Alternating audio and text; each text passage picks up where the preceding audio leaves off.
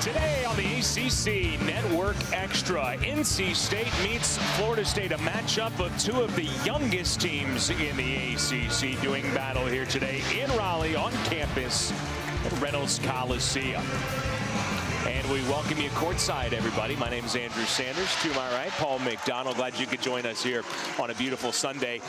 Florida State looking to continue winning on the road. For NC State, Paul, they're still looking for their first ACC win this year. They are looking for that first victory. As for Florida State, picking up a monster 5-set victory against Wake Forest. But for NC State, trying to get that first win in the ACC play. Two young squads are going to go at it today, both with youth reigning supreme for each of their rosters. Yeah, we're going to talk about freshmen quite a bit here in this open. And well, for NC State, Rebecca Ring, a couple of matches ago, she set a career-high 17 kills on the road at North Carolina. She led them in a 3-set loss at home against Miami. She had 12 kills. So the last couple of matches, she's been prolific as an attacker. She has, and as you can see in this footage, she's beginning to become much more dynamic with her swings, mixing up some tools, mixing up some angles. Ring will have to be big today.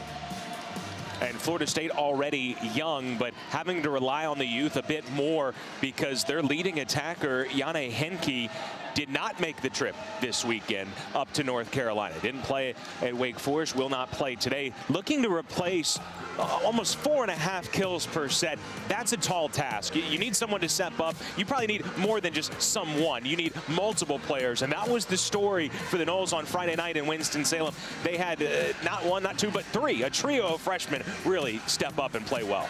And that's just what Coach Poole talked about pregame today. They can't replace 4 kills from one single player, but the freshmen are going to be the ones relied upon. Victoria David with 10 kills. Those were her first 10 kills of the season. First start of the year. Lefty Lexi Mason is going to have to be big today as well.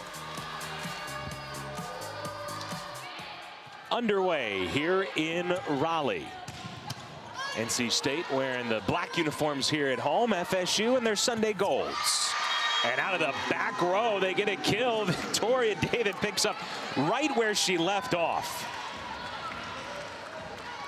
Surprised to see the back row as the point of emphasis on the first point of the ball game, but count it for David out of the backcourt.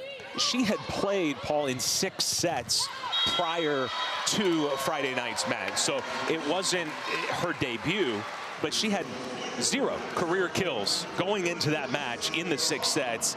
And they set her often, and to put up double figures like that, incredible. It was incredible. So go from no starts to taking a ton of swings. Such a massive debut for Victoria David. 29 swings in that match. Service error for NC State setter Eliza Villar. And that's a change for NC State. They're a bit shorthanded as well, as FSU has a service error of its own. That's Nanu Kapia with the service error. NC State had been running a 6-2 all season, but Ashley Mullen injured in the Duke match, so this is her 3rd straight match that she has missed, and that means that they're going with a 5-1, and Villar running the show. And obviously, you have to make quite a few changes. For some players, Paul, that can mean increased playing time. For others, decreased playing time. Just so many different factors as this team tries to adjust here early in the ACC season. That adjustment so difficult. When you go to a 5-1, it puts a little bit more pressure on your middles to generate some offense behind the setter. Lily Cropper stepped up to that task on Friday. 5 kills on only 6 attempts, no errors. As long as NC State is in system, you'll see a little bit more of that slide play for the 3 rotations where Villar is in the front row. NC State running 2 liberos today. This is Lorna Kerr serving. Rings first swing, no touch, point Noles. And that's a new rule this year, running 2 liberos. 2 liberos can play in the same set as long as they play in the same rotation in the service pattern.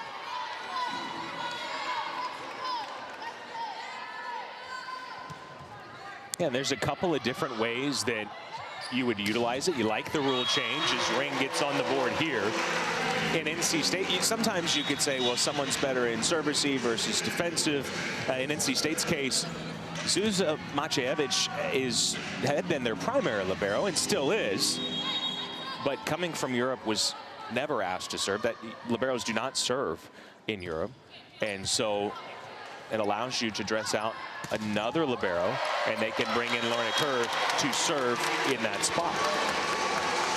And it's just one more dynamic way of utilizing your roster. Let's get a look at a fantastic block on the side of NC State. Lily Cropper perfectly in position for the stop. And Cropper there in the middle, Villar flanking her. That's another thing to keep an eye on, as Villar gets a touch here along with Cropper. And FSU gets his stuff in the middle. Delaney Ewing with the rejection. But Villar, who is a great story as a defensive specialist, moving into setting this year. I'm sure we'll talk more about that as it goes on, but with her being in the front row in a 5-1 and being tasked with blocking. Well, and that's the big question mark for Villar. Villar has stepped up nicely with her setting. Evidence there on that perfect tempo set. Villar can keep the ball in system. The problem is the blocking question. Villar is standing at only 5'8". Outside hitters are tasked with taking advantage of her with that slightly smaller block. And now we're talking about outside hitters not named Yane Hinke and young outside hitters. Or can they just go to the middle a little more often? That's what they do here with Nanu Kapia.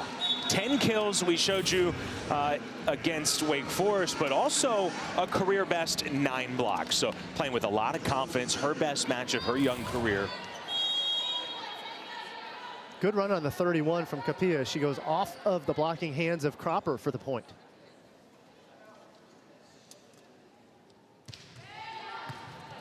And the jump float from Lily Nicholson. FSU utilizing a 6-2. Nicholson goes back row. That was pancaked by Villar, but it'll fall to the floor. Kylene Filimau. She's a dynamic player for sure, not only playing in the front row offensively for the Seminoles this year. Last year, she played libero for big pieces of the season. FSU takes a 2-point edge. Nicholson continuing to serve.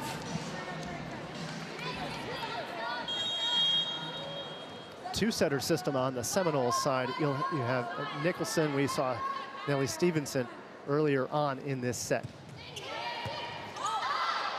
Another tough serve to handle. NC State out of system. They get a touch on the David swing. There's Courtney Bryan, and once again the libero. Mio Yamamoto makes the dig, and it leads to a Seminole point. Well, we talked a little bit about NC State and Florida State's youth. As youthful as they are with the two setters, with Mio Yamamoto, Florida State added some transfer veterans in some important positions. That's right, at the setter position, of course, and that was by design. Coach Poole knew that he was going to be young this year, so it was so important for him to bring some continuity. They brought in 2 setters in Lily Nicholson from TCU, Nellie Stevenson from Montana State to run the offense. They have been running it rather effectively off of the pass of Mio Yamamoto. Nearly a great play by Nicholson. It went on a nice serving run, but that ball was down. Point NC State. Remember, Florida State played a 5-set epic match showing their grit and toughness to get a win in Winston-Salem. That was a hard-fought match. Get the sense this one today has a high likelihood of being close as well, but that's on paper coming in. You never know, especially with so much youth on both sides. They expect some inconsistencies. Well, and that's the big problem for both of these squads. It isn't so much that do they have the freshman talent, but how consistently will the talent play from point to point, set to set. Touch there, point FSU.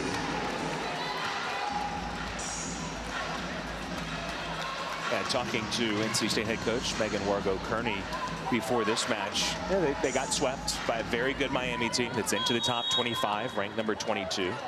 Asked, how she felt that they played, and she said, overall, thought we played well. Miami's really good, but there were just some lulls in key spots. A moment here, a moment there, and she talked to her team, hey, look, we were in a good position, but you have to be able to make that pass or that swing in the key moment. It's been a few key moments for FSU here. On a run, they've opened it up by 5. Timeout, NC State.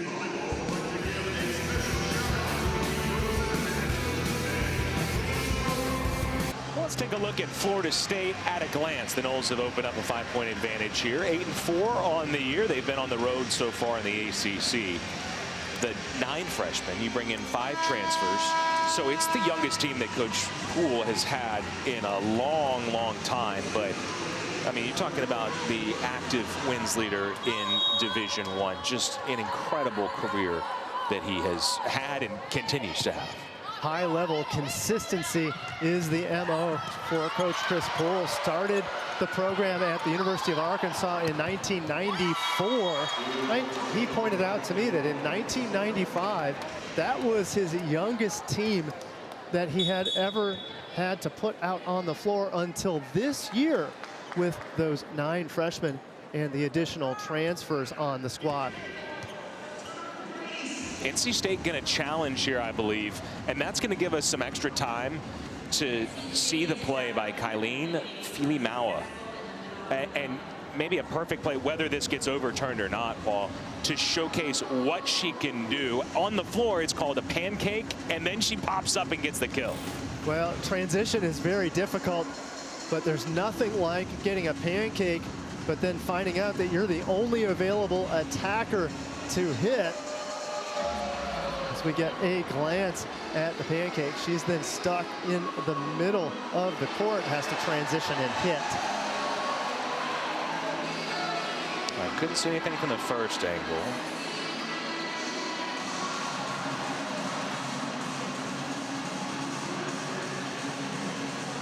That's a tough view because the middle back obscures the best view of that pancake. I mean, just from the couple angles we've seen, I don't see anything that would overturn it. It looks like she gets that hand in. I think it's good. I don't see anything conclusive to overturn, but this one's going to deserve several looks from the R2 official.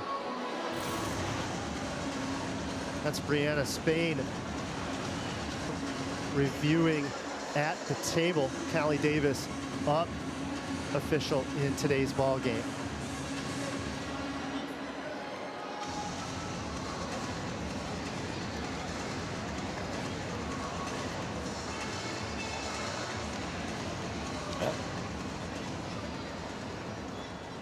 Review, the call stands due to inconclusive video evidence. NC State loses their challenge.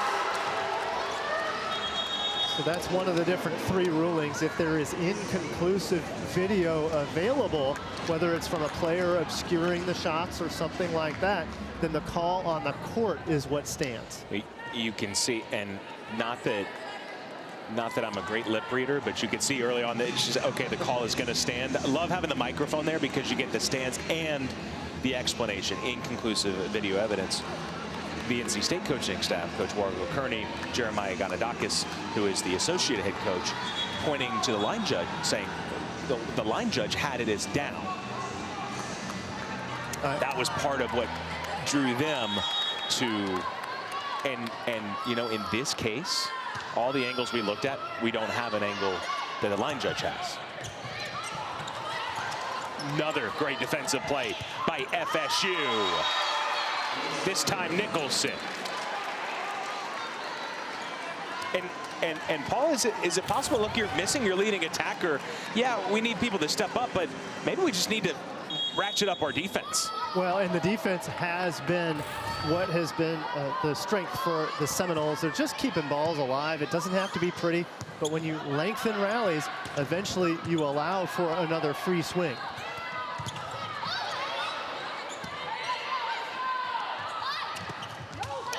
Maua has it blocked this time. Talia Francombe coming to close on that block. A good stop by her. A wonderful read to get the solo over there. It was actually helping out was Francombe, but Villar with the solo stop on that one. NC State block comes up big. Jordan Smith,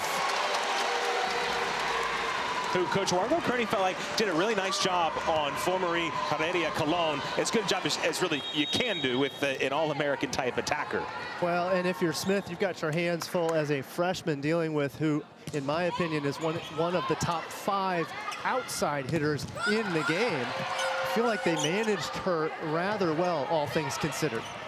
Tip from Mason. NC State defense. To the middle, and Capilla gets it to go. I like the work from the Seminoles. They thought it was down, but instead of giving up on the play, when the ball was returned, they went ahead and ran Capilla on the middle quick. Excellently done to get back into the play and run it.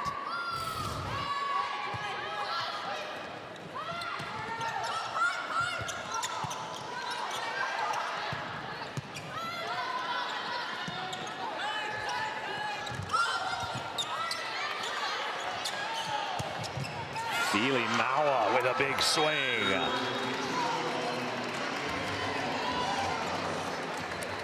Maua with some quality swings. She's been leaned upon heavily here in this ball game, but we see her over on the left. Even when she gets touched up a little bit, she just rears back and takes another swing on the next point. I like her mental effort. Kylene Maua had 6 kills, 10 digs against NC State a season ago in the win in Tallahassee.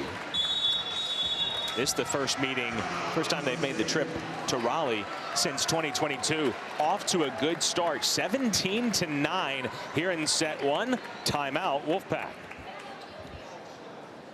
We get a look at Maua. We mentioned before her fantastic work as a libero last year. Well, what do you want a 6 rotation outside hitter to do? You want her to be in serve receive successfully and also take the big swings in the out of system situations. She's done so nicely today. Well, NC State looking for its first ACC win. FSU, this is a tough stretch of the schedule, but already 2-1. Looking to go 3-1. ACC standings are jam-packed with quality teams. It has been so cool to see this league get better and better year over year. Of course, it was Coach Poole and FSU that really set the bar for the ACC when they became the first league team to ever reach the Final Four back in 2011. That was a breakthrough moment. Some people thought, oh, we won't see an ACC team in the Final Four. And you mentioned that breakthrough and then the consistency for FSU. And they picked up the title just in 2023, the ACC title in a tie with Pittsburgh just a couple of years ago. So they have been right there in it, as you said, with that breakthrough year starting in 2011.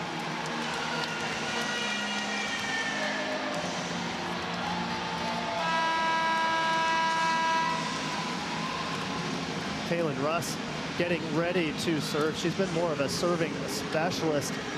Sophomore from Winter Garden coming into play. The serve for the Seminoles has been very solid. They've really prevented the Wolfpack from those first ball side outs that they want to get here on the offensive side. And another tough serve. Has that been, in your estimation, one of, if not the biggest reason that they've gotten off to this strong start? What's made them so effective early on? Certainly in set 1, it has been the serve. It's also been, we saw midway, that scrappy defense, just keeping a few rallies alive. NC State thought they had a couple down, but scrappily getting the ball up for Florida State long enough to lengthen some rallies and extend this advantage. They now got them doubled up, 18-9.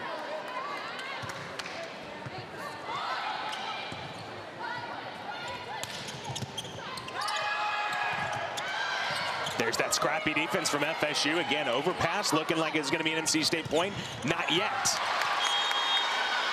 Down just in front of Nicholson. But they are taking a lot of pride in playing that level of defense. It's been fun to watch so far. Some great hustle as the ball finally goes down. That can be very frustrating if you're an NC State team. Sure. You feel like you can't get anything down without a scrappy save.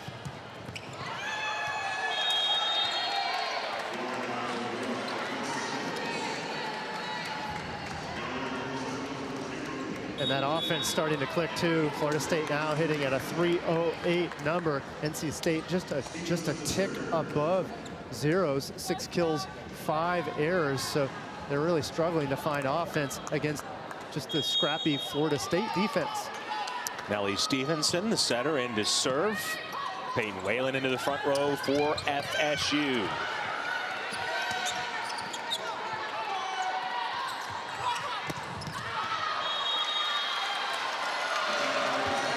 I thought there was a touch there. FSU must not have been. They're not asking for one. It'll be point Wolfpack. Yeah, we would have seen the screams of dismay had there been a touch.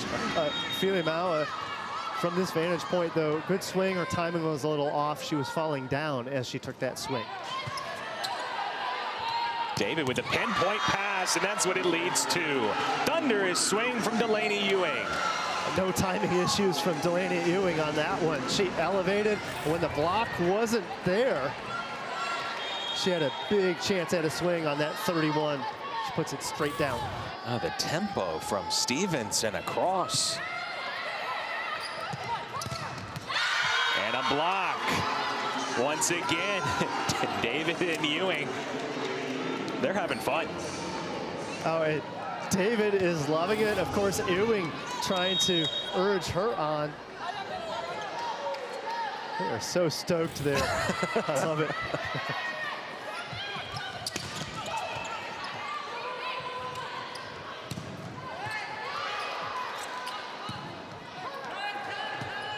Good secondary ball to give Smith a chance. Ewing again. Great defensive play by Zuzia Maciejewicz.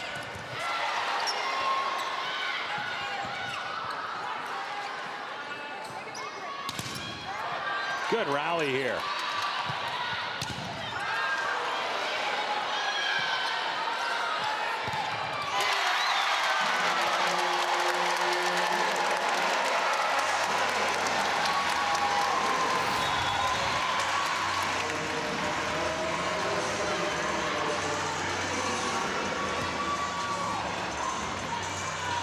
Longest rally of the day by far. Wolfpack finally rewarded with some good swings.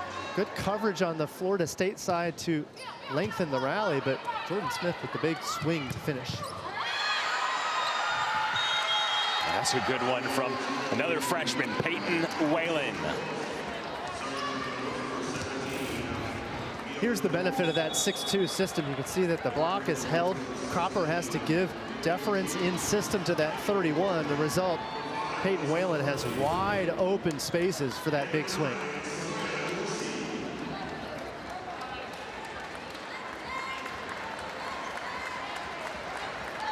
NC State going to make a change at setter. Alyssa Forelli, a 6-foot redshirt freshman from Phoenix, coming in. And typically they're going to bring her in for blocking purposes. Obviously, she has to handle the setting and gets an assist on her first touch. But you have to run the offense, but you want a little more physicality blocking-wise. That's right. So what they do is they bring in the double sub, Samaya Dorsey, in the front row to block and play right side, with Forelli in the backcourt to set.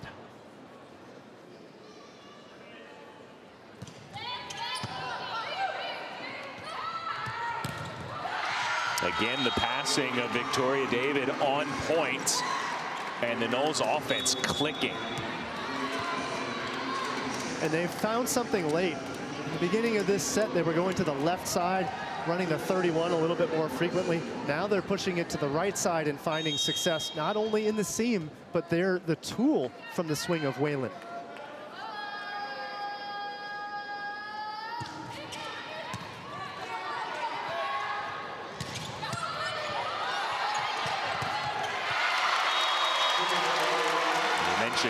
Samaya Dorsey coming in, and she is impressed for NC State, but playing well. She has, and she's in a unique position.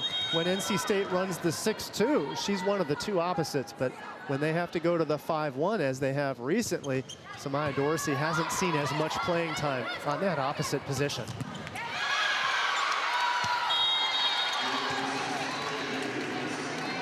The connection there between Nicholson and David, and now Victoria David will serve for the set.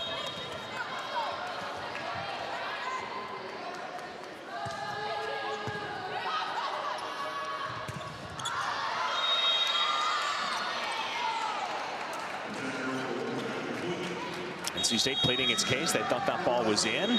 It'll be the first set belonging to FSU. This was tied 7-7, and then the Noles just took it to another level. It was scrappy defense, and the serve really stepped on the gas. Not a lot of first ball, three-point passes on the NC State side. A dominant finish from Florida State, victorious in set number 1.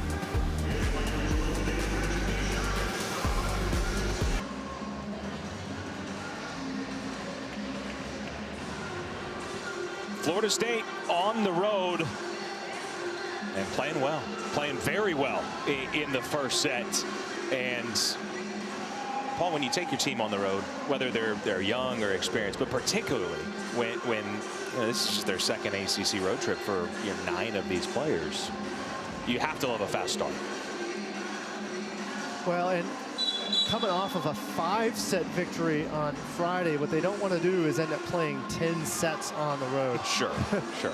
No team does. They're a little bit worn out, not traveling. They're top kill getter on this trip, so they've had to fill in the blanks.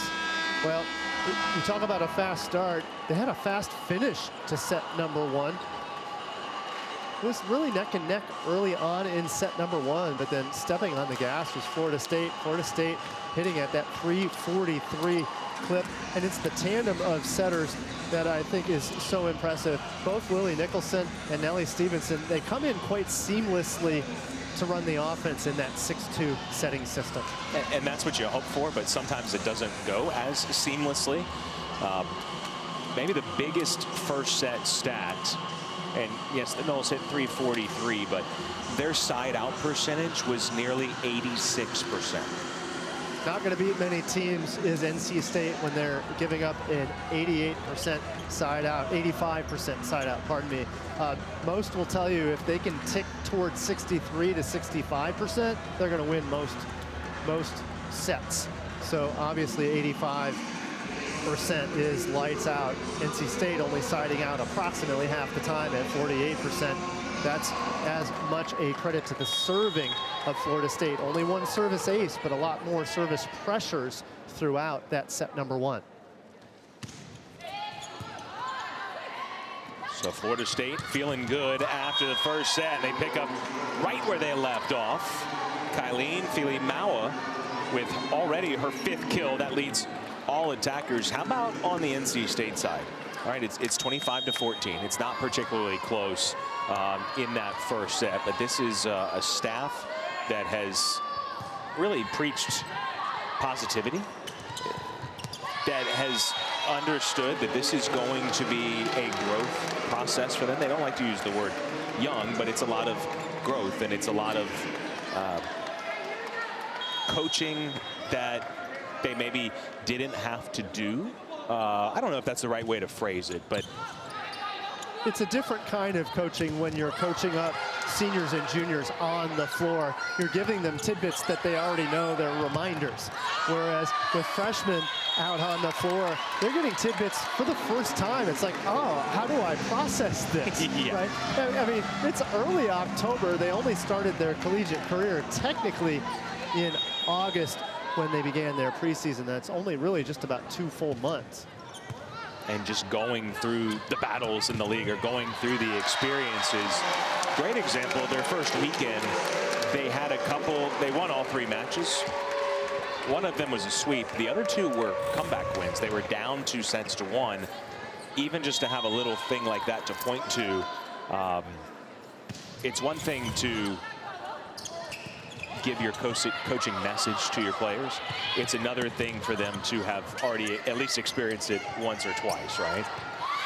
And sometimes that coaching message, as you point out, is a message that has already been reverberated or echoed throughout the years and throughout the culture of the program.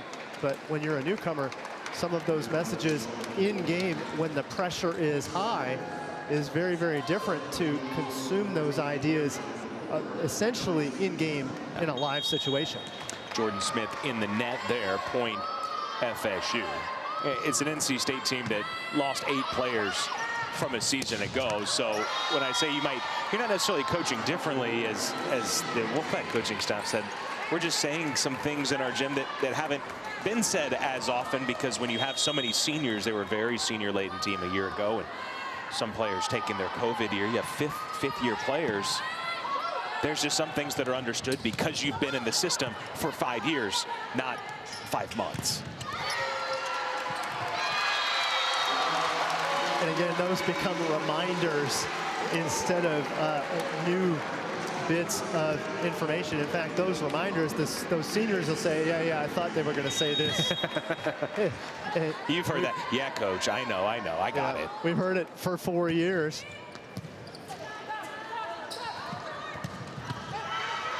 Stevenson goes to Fili Maua and again finds success. Again, the versatility, and it was showcased earlier on that challenge. Got the pancake, popped up, got the kill. The former Washington Gatorade Player of the Year out of North Creek High School. And in the Open, we talked about how the freshmen really stepped up in Winston-Salem. But how about a veteran like Fili Maua, who has been around for a couple years now in her junior season, saying, all right, I am going to put a little bit more on my shoulders for us to get another road win. And she hits a heavy ball. She's relied upon in 6 rotations this year, but she does have the dynamics of a player that has seen ACC play for years and years. She knows she can't just swing hard every time. She knows she has to pick out an angle. She knows she has to go for the tool from time to time. And this year, she's dealing with 2 new setters. So she's had to really kind of help them to help her as she works through the kinks with both Nellie Stevenson and Lily Nicholson.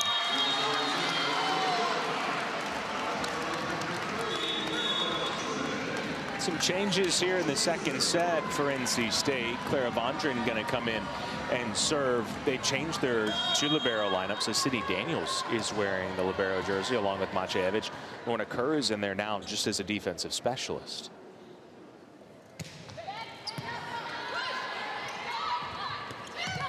Whalen tips, and Villar attacks, which you have not seen very often this year, running the 6-2.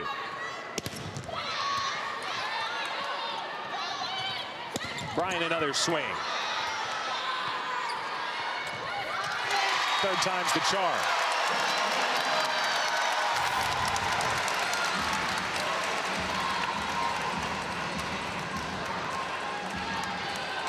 And a single contact from Lily Cropper that is totally legal. She did not. There was no carry. The ball bounced off of her back for the second contact. The first contact. It's a good dig, right, Coach? Hey, count it. Take him any way we can get him. And Lily Cropper will be surprised to know that she gets credit for that one. It'll go in the scorebook as a save. Well, NC State has stepped it up here in the second set. They've got a 3-point lead. And for the first time today, FSU will call timeout.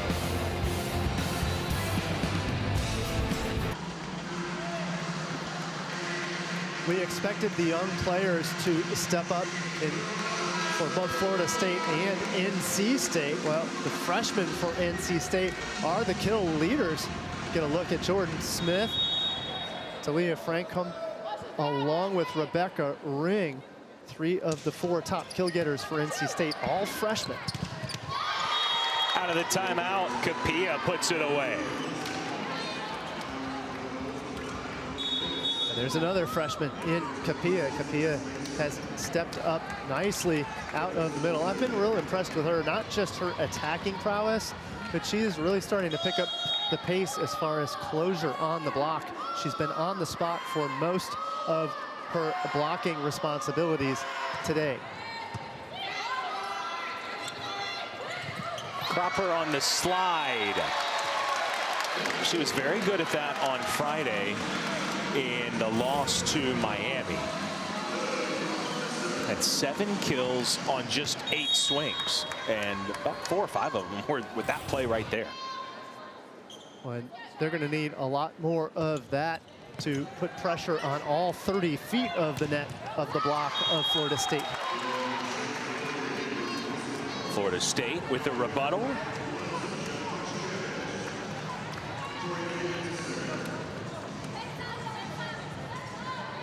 Good tool from Victoria David to get the point. She'll rotate back and start on the serve.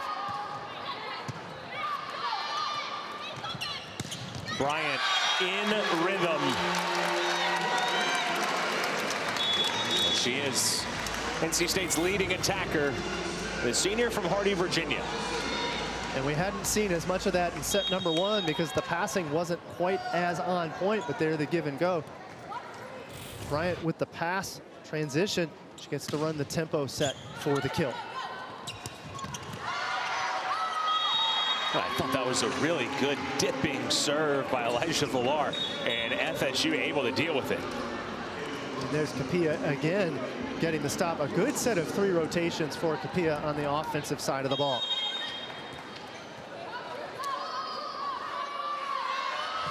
Kaylin Russ serves to right back. Frankham has it stuffed.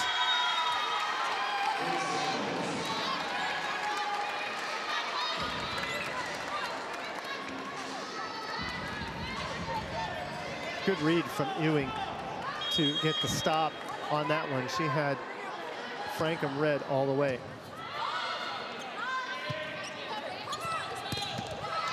Jordan Smith off the high hands, falls to Russ.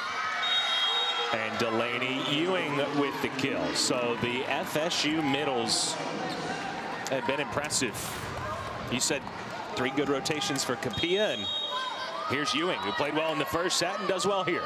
Well, and it's a middle blocker's dream when your coach says, hey, we're going to need more offense out of the middle block. Oftentimes it's a pin game, but when the passing is there and the coaching staff says, hey, when the middles can get a swing, get it to them. So, of course, Capilla absolutely loving it, as is Ewing in this match today.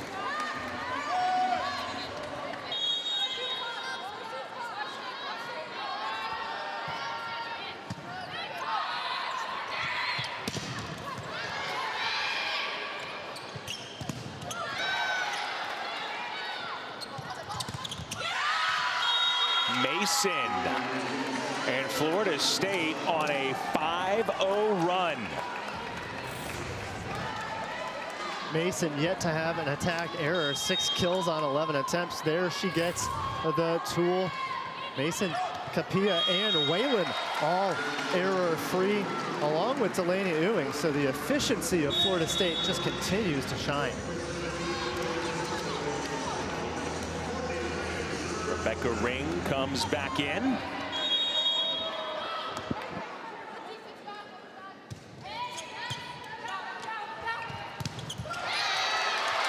Talia Frankham. Coach Wargo Kearney says she has a chance to be one of the best blockers to ever play here. That is high praise, but that's what her ceiling is. And you see it on that one. If she just jumps straight up, she's going to get tooled. But she drops her arms down into the swinging area just enough on an angle to get the stop.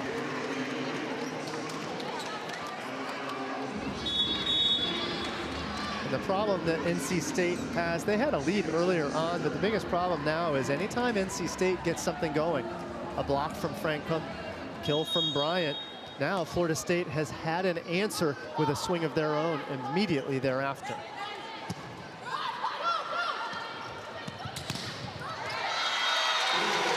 Samaya Dorsey.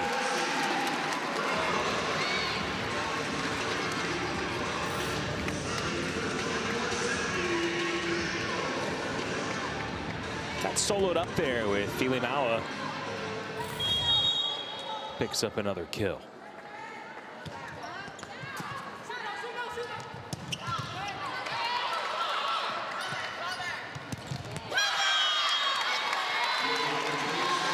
You can see the energy from this NC State side.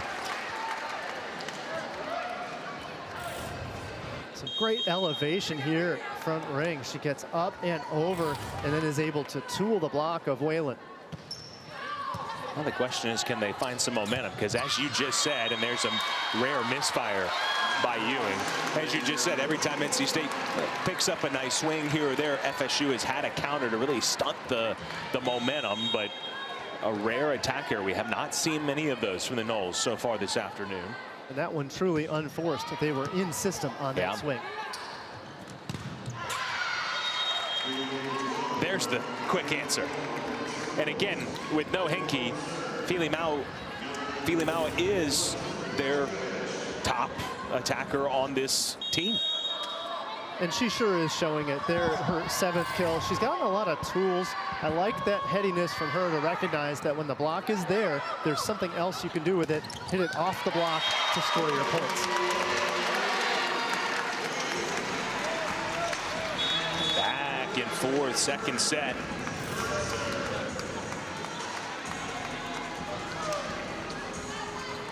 Ring with a little bit of off speed there. Went about 80%, so not her full throttle swing. That threw off the block just a fraction. Eventually the ball gets past them and down to the floor.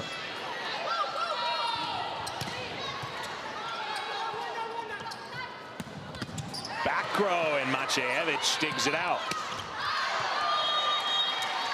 Ring misfires this time. This set has gone about how we thought this match would go. Back and forth. That's not how the first set went. If you're just tuning in, FSU won the first set 25-14.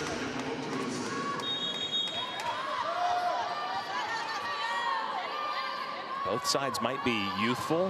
When they're playing at their best, though, really good. No lack of talent, maybe a lack of experience. No lack of talent on either side. So the question is, who can play the most consistent? Who can play closer to their peak more often?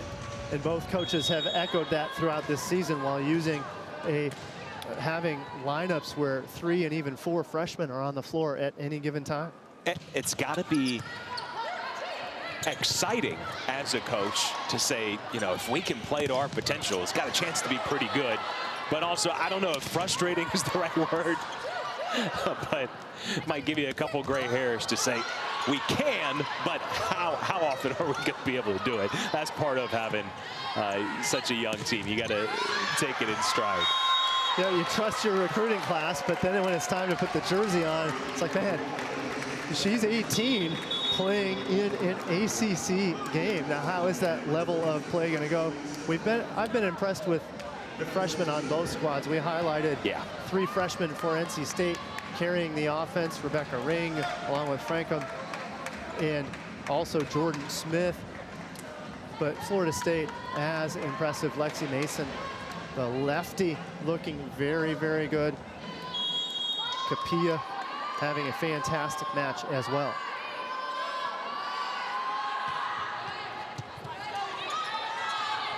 Villar shoots it across to Bryant. There's a pancake. Nicholson got to it. That Florida State defense. They just continue to make saves. They get some quality touches. They haven't stuffed a ton of balls. Only 4 blocks for points on the day. But the balls that they are touching are going up in the air, or they're being covered nicely in the backcourt. Lily Nicholson, fresh off a double-double on Friday night. The TCU transfer. Clara Vondren from the back row. that was one area that Coach Wargo Kearney, moving from associate head coach to taking over the head coaching role, asked her, you know, what might be just slightly different this year. A lot will be the same, but what might be different? And one of the things she mentioned is, you know, we might have a little more variety in our attacks. We might go to the back row slightly more often, and they go to it there to great effect.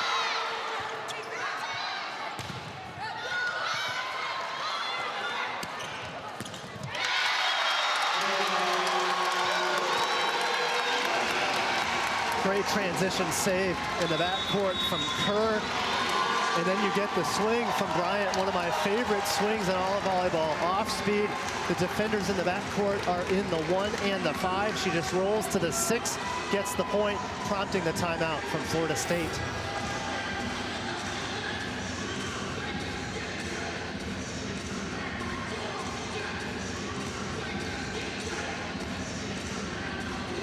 Here was that last play. They talked about the positivity of NC State not getting rattled by a first set that was not close. Here's the ACC standings we were talking about earlier, and there's so many good teams in this league. And we still have 5 unbeatens to this point. 11th ranked SMU at 1 and 2. NC State still looking for its first. Going to be really, really fun season. Already off to a great start. And I love turning on the quad box. When I'm not calling a match, turn on the quad box and check out a few matches at once. There's a lot of good ball going on. North Carolina having its best start to the season since 2016, when they had a team that went deep in the national tournament. SMU, you see them all the way down there on the second half. Don't let that graphic kind of surprise you. They've had the toughest schedule in the ACC. They will be relevant later on as far as ACC standings are concerned. Yeah, they're coming up next for Florida State. SMU and Pitt coming to town. We said this is a really tough stretch of the schedule for the Noles. All right, it's not just, well, you got to make a road trip on your opening weekend. It's back-to-back. You get 4 straight on the road. And then here's your reward going back to Tully. Here's SMU and Pitt coming in. Yeah, they got a great home court advantage, but those are 2 really good teams. They'll be tested for sure. They hope to get Henke back by then. That's right. Welcome home. You have 2 of the best teams in recent years in the ACC coming to your gym. And then after that in the schedule, they'll head back out west. They'll play Stanford and California in that road trip. So schedule doesn't get any easier for Florida State. NC State with the net presence here. Frankham with a big right hand on it.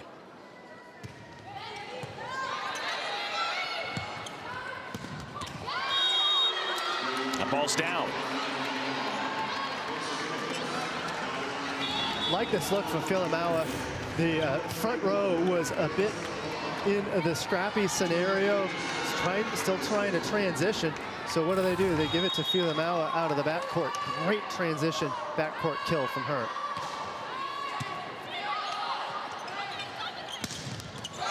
Boy, NC State offensively so much better here in the second set.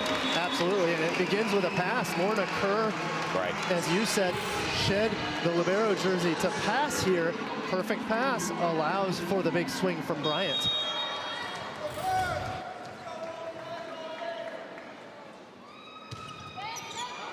A deep serve, just a hair too deep. Now, NC State has already challenged once. Keep in mind, they're on the opposite side of the court, right? So let's see if we can get a look.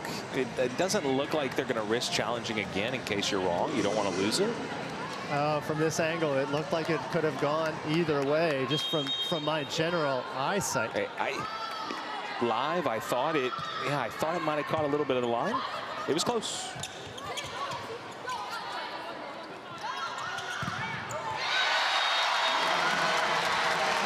And that's an important answer on the missed serve. What do? They come back with a quality block over on the right side of NC State.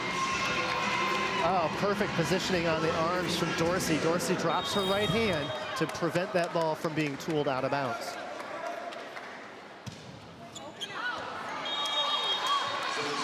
That serve certainly deep.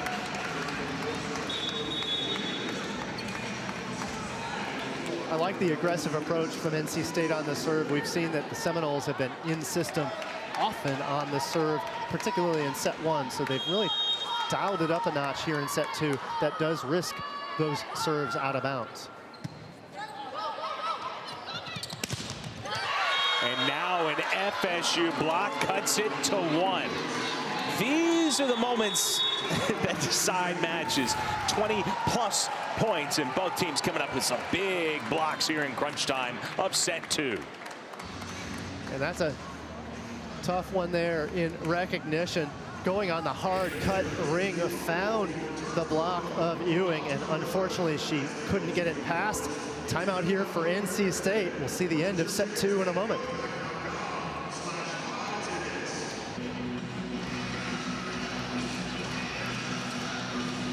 (22-21).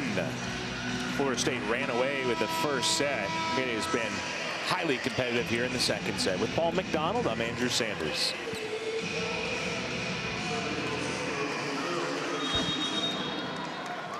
It'll be Nellie Stevenson. Fifth-year setter serves it up.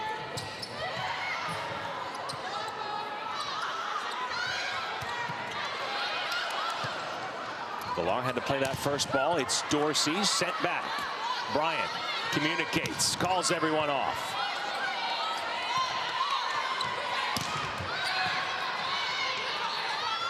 Stevenson tries. Feely Maua got it to tie it. What a pinpoint swing from Feely Maua, going hard on the cut to tag the sideline. It's the only place she could go with it. Francombe well positioned on the block, so worked her way around the lengthy Francombe for the kill. Nearly an overpass. Bryant does get a swing at it. Better than a free ball. Feely Maua stopped. Dorsey there.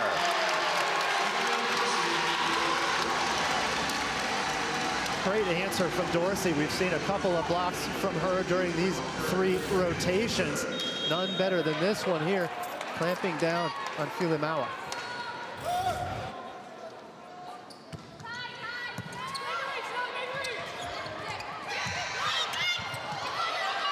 That just did trickle over.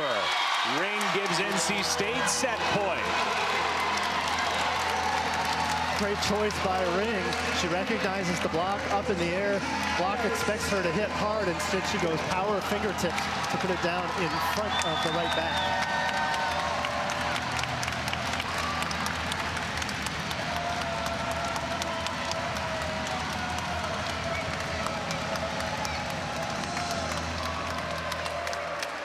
Many of the fans here standing for this set point.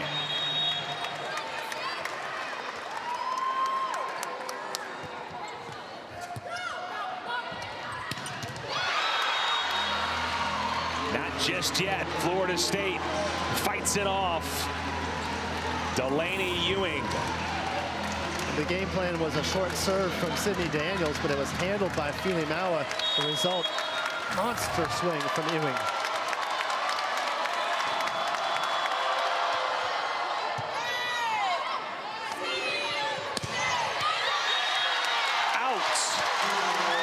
Set 2 belongs to NC State. Excellent grit from NC State. This was back and forth late in the set. Florida State had the answers midway through the set, but NC State was able to surface with a couple of key blocks late in the set. 1-1 as we head to intermission.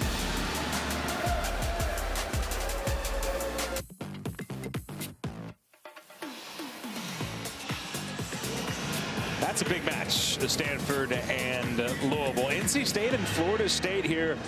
This match, Paul, is, I don't know if the first set went quite as we expected. It was Florida State playing at a really, really high level. But that second set certainly was back and forth. And at the end, we're tied at 1-1 here at intermission. Got some ACC news and notes for you. And yeah, Miami just here on Friday, 13 in a row they have won. And how about, again, that top 10 matchup? You love that, Louisville and Stanford. Well, that's a fantastic matchup. We saw a few of those highlights. Kara Cressy standing at 6'6", the middle for Louisville, and the dual player in Elia Rubin for Stanford on the outside. And you want to talk about somebody with a toolbox of shots. Just watch Rubin in just a set of 3 rotations. You'll see her pull out, cuts, tips, you name it. She can do it all for Stanford. Back here courtside with Paul McDonald, Andrew Sanders, and first 2 sets, good so far. Both teams still with some inconsistencies, as you would expect, but overall, I think a high level. Yeah, a very high level, particularly in set number 2. Both squads going back and forth, as we mentioned earlier on. Some quality blocks on both sides, but eventually NC State comes out on top. Well, Lexi Mason, 13 kills against Wake Forest, and Filimawa did quite a bit in the first couple of sets, but Mason providing a nice combo 1-2 punch for FSU. Mason really mixes it in over on the right side with some quality swings as the lefty is hitting perfect. 462 is her number on the day. But for NC State, there was a couple different things that changed. When it's 25-14 in the first set, you gotta change a lot in order to win set number 2. But one of the biggest changes, Talia Frankham, 7 blocks for her through 2 sets. And we talked about her blocking ceiling and her ability. And that was on full display and was one of the biggest changes that turned that second set in favor of the Wolfpack. Well, as we get a glance at that top advantage, it is the blocking. Of course, those numbers, NC State didn't have a ton of kills in set number 1, so that 10-kill differential has as much to do with NC State stepping on the gas in set number 2 as it is with Florida State. No touch here, and the first point belongs to Florida State. What NC State wants to do is key in on the momentum that they picked up late in set number 2. They need to stay in system as often as they can. They're not going to survive long rallies against a really chippy Florida State team. How about that from David, just seeing the court really well. A quality tip by her. The defense was expecting a bigger swing, so she goes off speed, throws the marshmallow in the campfire for the point. It is, 'tis the season. It's fall, y'all. It is fall. Hey, as soon as October strikes, I'm allowed to use that line. The marshmallow, it's starting to be good weather for a campfire. Oh, Yamamoto, great play to keep it up. Yeah, everything in my house right now is apple, cinnamon, pumpkin spice. It's the best time of year, orange and black, you name it. Want to talk about some great play. There's some scrappiness on coverage from Florida State, but good answer from Bryant on the tool.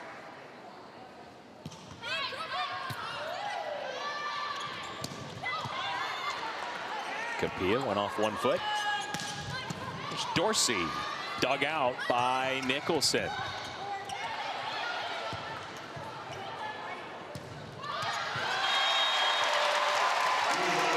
Courtney Bryant able to tuck that inside the antenna.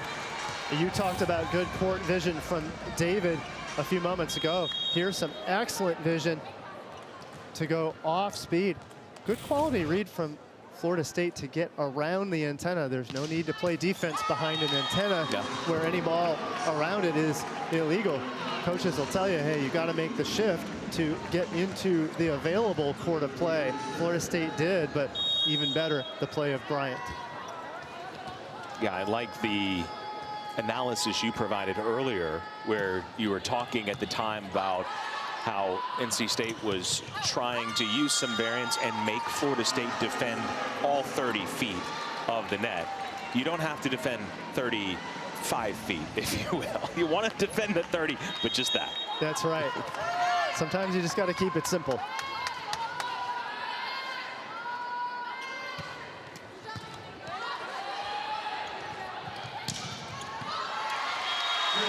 Bryant starting to get in her rhythm. She now has 8 kills to lead all NC State attackers. This time ripping down the line around Lexi Mason. Mason was positioned properly, giving away a little bit of line. Bryant recognizes that and swings it off of the right hand of Mason.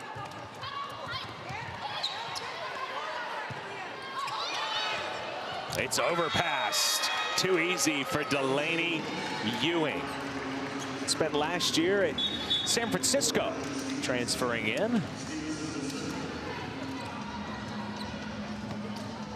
And while Delaney was not on that initial graphic that we showed of the 3 freshmen that all had double-digit kills, she set a season high against Wake Forest with 9 kills herself.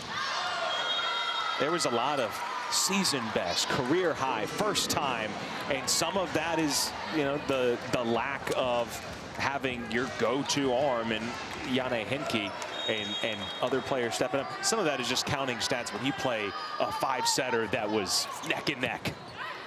That's right. The numbers are going to be up there anytime you go 5, but it's always nice to be on the winning side of it.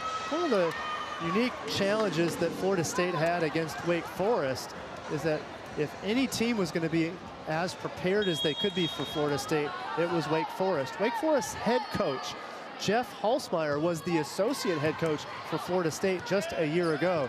So, of course, Coach Halsmeyer knows all about the strategies of Chris Poole. So they were prepared, and it took a 5th set and a very neck and neck until midway through the 5th set for Florida State to prevail. And that's a great point you make, is a lot of times when you have 14 newcomers and you're down your go-to attacker, you might say, okay, so, you know, do we know the scout? Yeah. You know the tendencies, certainly. You know what's being said in those timeouts. That's right. Almost verbatim. You've heard it.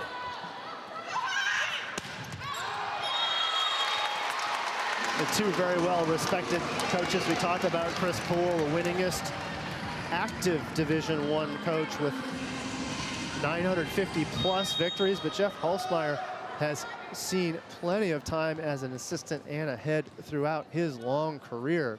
So that was, I'm sure, a fun matchup for those 2 coaches back in Winston-Salem on Friday.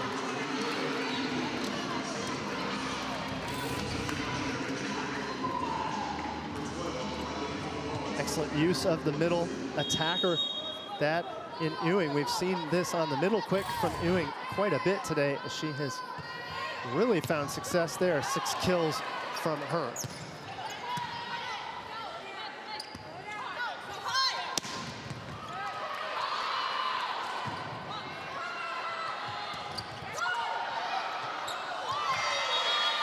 Off the net a couple times and down, and well, this is Florida State starting to create a little distance. Florida State opened up a 13-7 set 1 lead and never looked back. Here they're trying to reprise the result of set number 1. Certainly looking like they can do so. They have been in system, and they're beginning to capitalize on some unforced errors of NC State. Hey, you can kind of feel that timeout coming for Coach Wargo Kearney and the Wolfpack. We'll take it with them.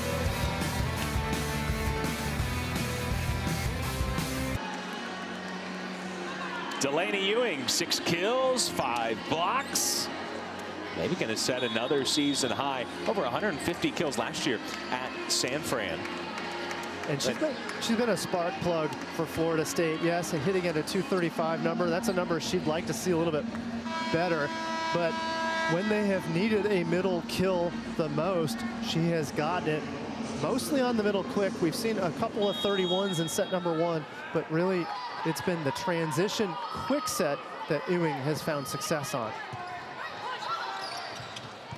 It's a tight pass. Whalen with a huge swing, but it comes off the Wolfpack block just as fast. Whalen got caught underneath this one, could not see the block. Had she stayed behind it just a fraction longer, I think she might have recognized the block was positioned, might have been able to work around it a little better.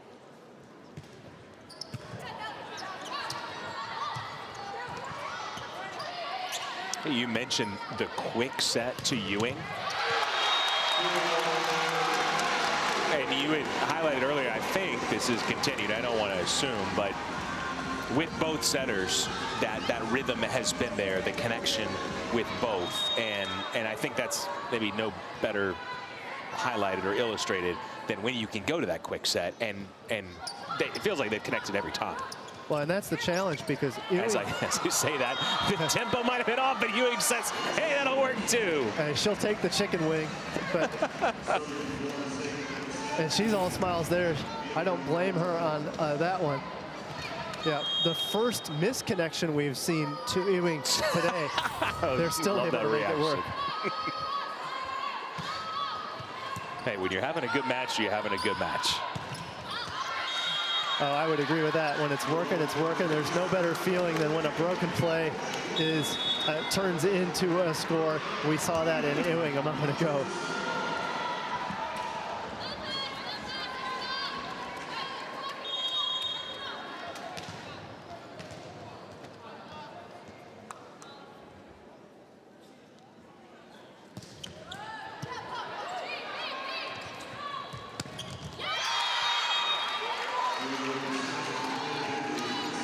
Rhythm in system. Got to give some of that credit to Capilla. Capilla goes up and absolutely sells that she's going to attack. That holds Cropper for just a split second, creates the seam.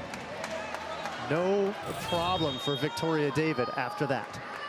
That doesn't show up in the stat sheet. They don't say how many great sells did you have to create space for your teammate. And believe it or not, where it will show up will be in the video review room on Monday. As a coach, you like to highlight that? As a coach, I'm sure Coach Chris Poole will be talking about the importance of holding that block and getting just a fraction of a second less reaction time from the opposing block based on a decoy like that. Nicholson has served really well this match, coming off an ace.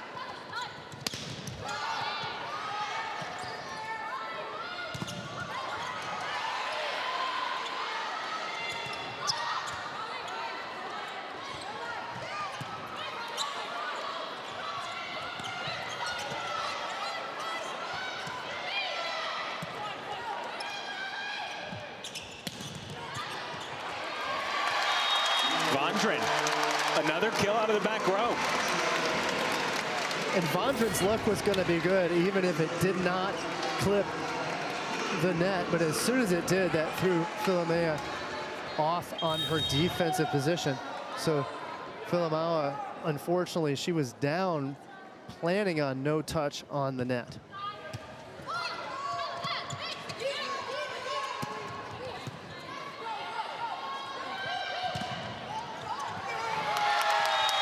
Yamamoto did all that she could do. NC State looking to claw back. They've cut it to 3 here.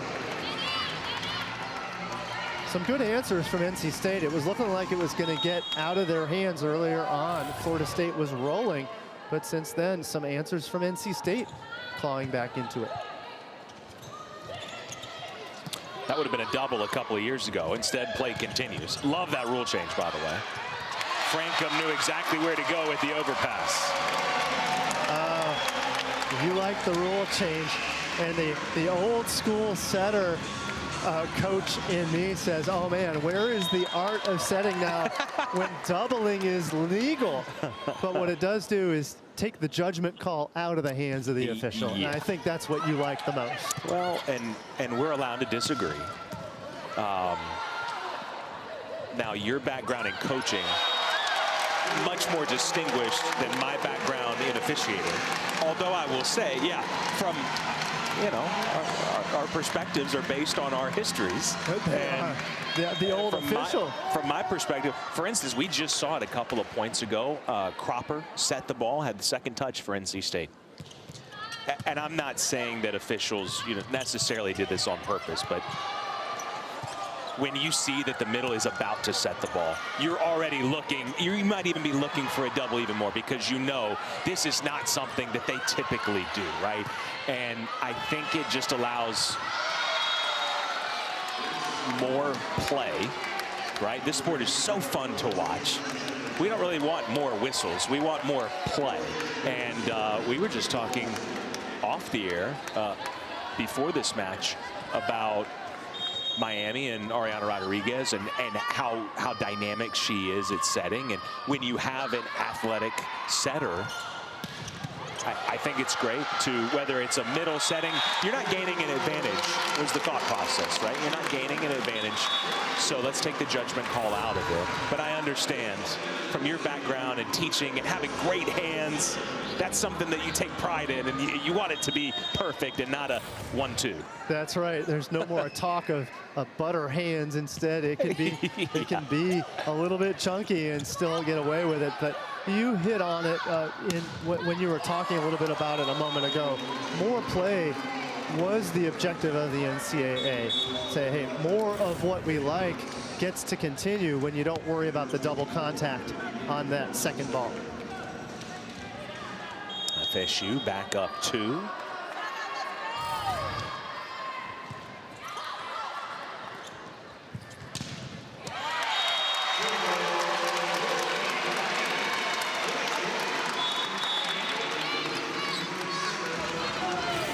We're seeing some first ball side outs on the side of NC State now, which is just what they need.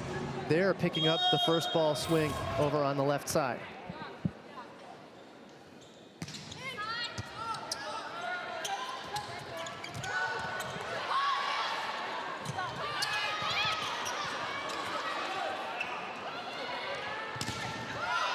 That was a good set by Frankham, by the way. And that one would have been legal last year as well. That was a good set. So give that credit to Frankham. Some good coverage for the Wolfpack, but this is where we see some of the best of Florida State. In transition, they're starting to, they're continuing that trend of long rallies, are going to defer to Florida State with the better swings.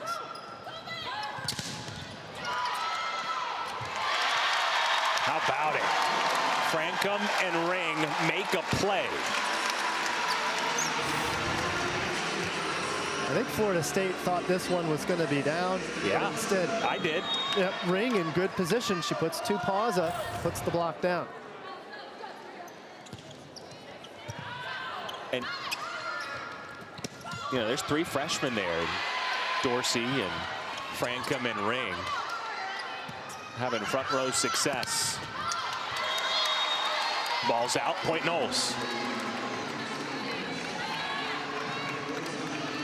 We're returning to that back and forth play that we saw late in set 2. Maua getting the tool. She'll score however she needs to, whether it's a tool or a line shot. Just out.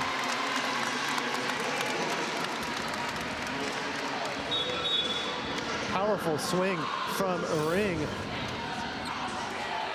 It was looking like it was going to be a quality block from Florida State, but instead that ball off of Ewing and just out of bounds off of the powerful arm of Rebecca Ring.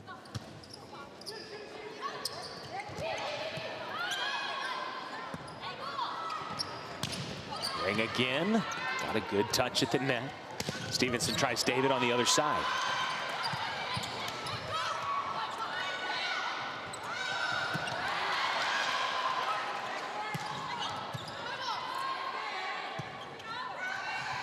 Whalen.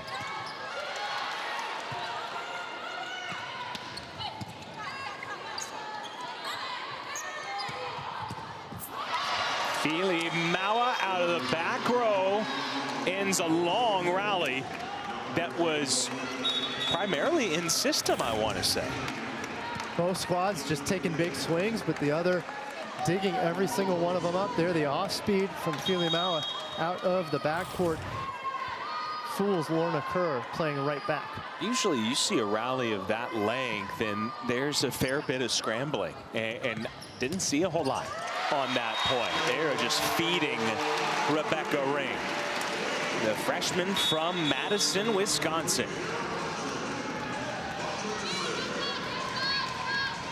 Good answer by her. Now 11 kills on the day, but she has the most swings, 44 of NC State's 122. That's a lot of pressure on her for her squad. Vondran serve into the middle of the net. FSU back up 2. Waylon Stevenson out. And Nicholson has been one of the most effective servers for FSU today.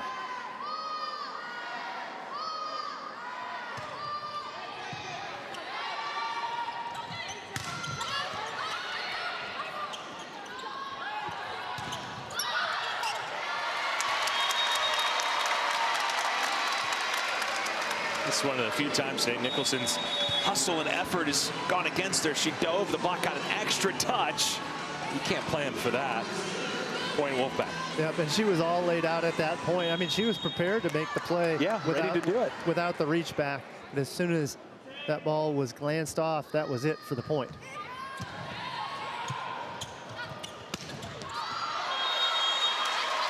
Little long, tied at 19. For the first time here in this third set, FSU created a 5-point advantage earlier in the set, but now Coach Poole, for the first time, will call timeout.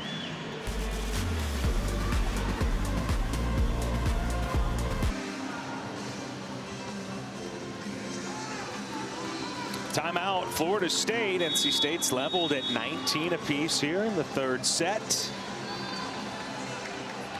As expected to this point, Seminoles in another battle here on the road. Escaped with a 5-set win in Winston-Salem on Friday night. NC State looking for that elusive first ACC win.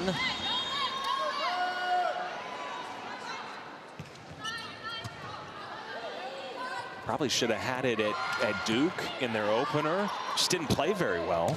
Played much better against North Carolina, but as you mentioned, the Tar Heels 4-0. They're having a good year. Out of the timeout, NC State wins a big point.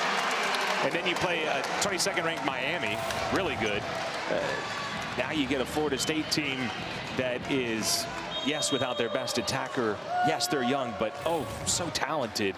That's just life in the ACC. There's no easy matches.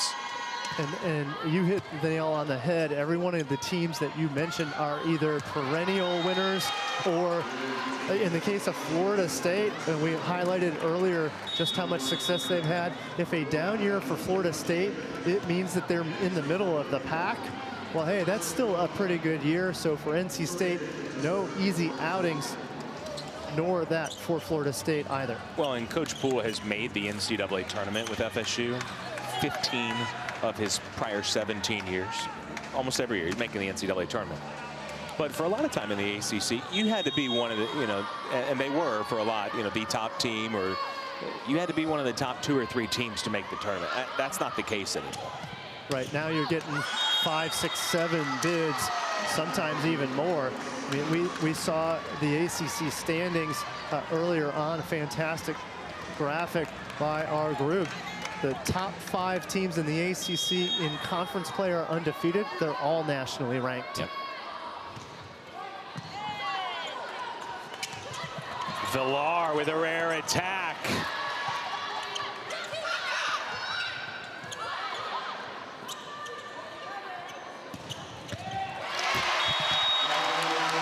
Tied at 21.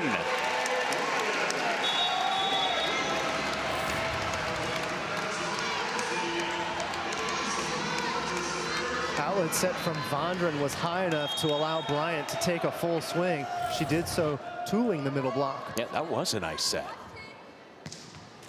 Villar with a key service error. The rhythm for Villar was not there. Her normal routine, there's an extra pause in there, but sometimes when you're serving, things start to speed up on you.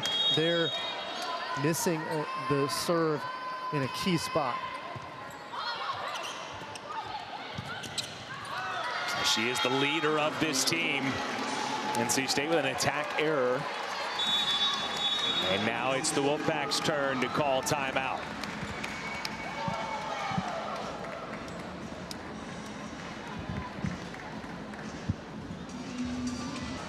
Back here in Raleigh with Paul McDonald, Andrew Sanders. We were just talking about how good the league is. And here's the ranked team, 6 ranked teams. And you got 3 of the top 6. You could see Stanford and Louisville play on ESPN at 5 o'clock. Looking forward to that one. That's going to be a massive ball game. Not just implications in the ACC, but also beginning to see implications down the line for the national tournament. Top 4 get to host the first 2 rounds. So such a big situation to try to get one of the top 4 seeds. Well, they got Bryant in rhythm, a good swing, just missed her spot, and it's set point FSU. I say first 2 rounds is actually the first 4 rounds in that scenario.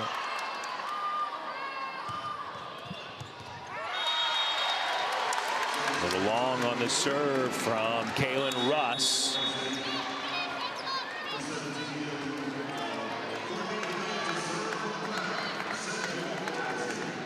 NC State needs to do it with Ring, Dorsey, and Francom in the front row.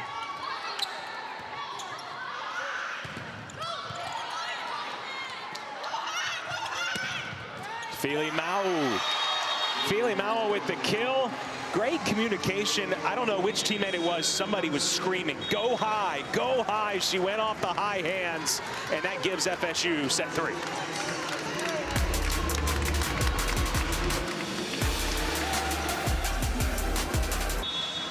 Well, on Friday night against Miami, over 50 alumni honored on the courts.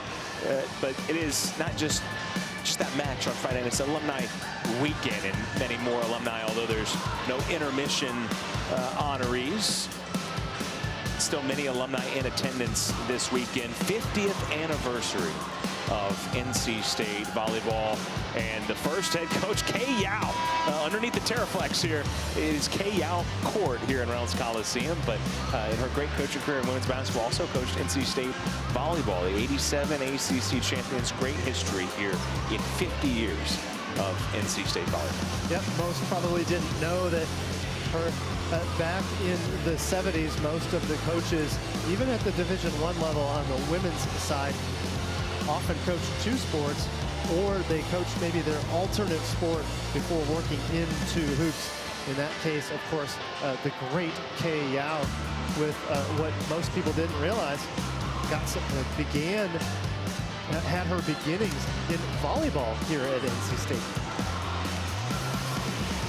So 3 sets in thus far. Florida State with a 2-1 advantage. It was 21-21. And in those, we were talking about key moments. That's what NC State felt like kind of slipped through their fingers against Miami.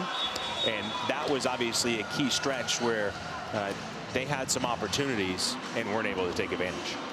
Well, and that's a tough spot. When you're tied at 21, it's the unforced errors that break your heart. If you make an error through through some great effort or some amazing play, hey, these things happen, but it was a missed serve and a ball attacked well out of bounds that went from 21 all to 23-21 Florida State. Florida State took advantage and finished off that 3rd set. So back and forth match thus far. We'll see if NC State answers to force a 5th set, or if Florida State can finish off its winning weekend, what would be a really big win for them. Any road win in this league, but particularly when you're down your top attacker, particularly one of the quality of Jana Henke. Florida State hopes to have Jana Henke back next weekend. So today, this weekend's trip, she didn't even travel. One of the things that Coach Poole mentioned to me was, hey, if we even traveled her, we would have been tempted to get her in there. And if what she needs is rest, then it's probably a safer bet for the coaching staff just to leave her at home, get in the training room as much more often and get well so she can be prepared for next weekend. Yeah, they would be tempted, I'm sure. Yane would probably be saying, please, I'm ready. What a straight down block.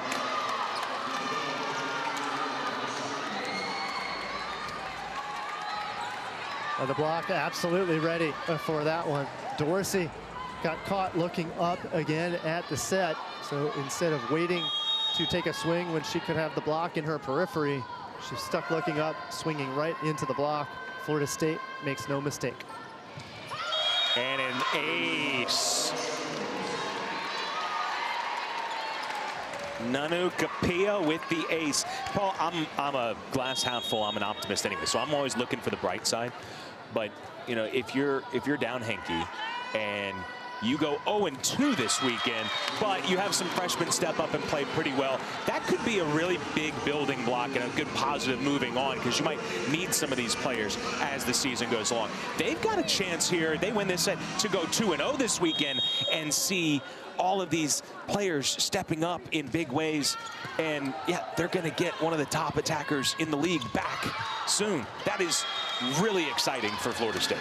That is absolutely colossal. Picking up the win on Friday as we get a look at Yane Henke, 4th in the league in kills per set. So take her out of the equation. Florida State still with a chance to sweep the weekend on the road without their top kill getter. Yeah, that would be massive.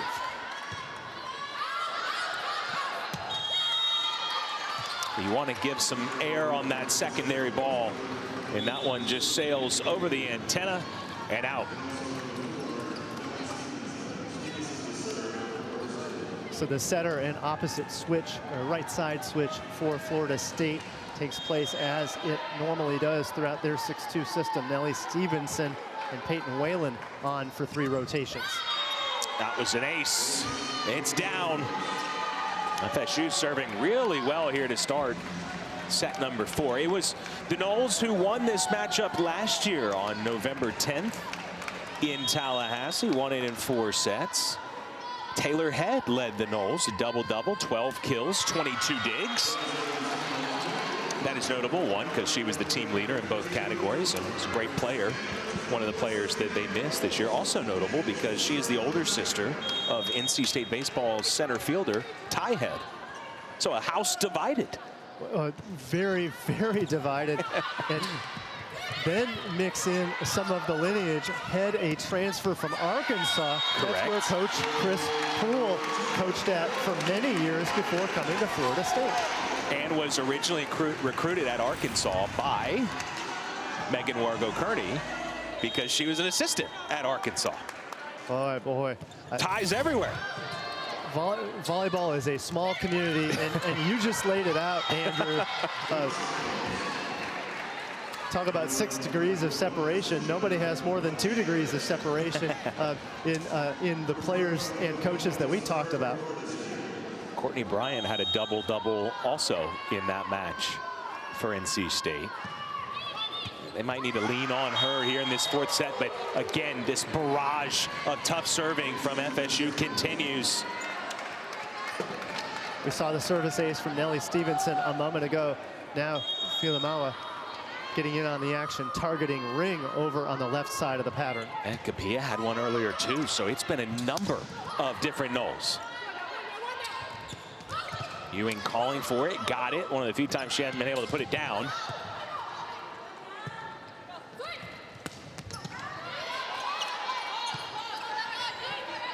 Ring cleared for takeoff, sent back. Great dig by Maciejewicz.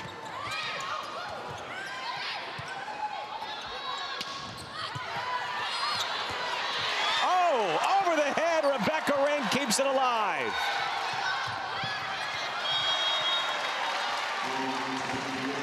Great point. Florida State will take it. Rebecca Ring had to chase this one down, and the rule now is there is no pursuit. So if that ball had ended up on the Florida State side, she would not be allowed to play it. But Ring did make the play. They survived the rally, but Florida State eventually terminates.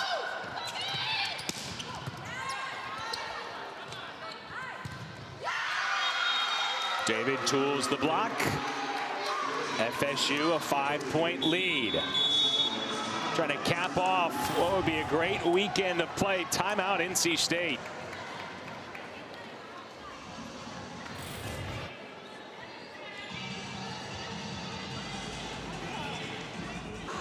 The college basketball season starts November 3rd, and ACC Network gets you ready for ACC tip-off once again from Charlotte, the conference's annual preseason media days. 8 hours of coverage beginning at 9 a.m. Eastern for 3 straight days. The women are featured tomorrow and Tuesday morning, the men Tuesday afternoon, and Wednesday they'll have team previews and interviews with all 36 head coaches and players from each team. Watch each day streaming on the all-new ESPN app. I will say, as a fan, I love watching and hearing from all the different coaches and teams and getting excited for the season.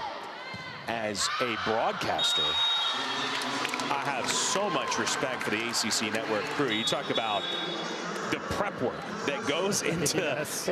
Making sure you know all the storylines, the narratives.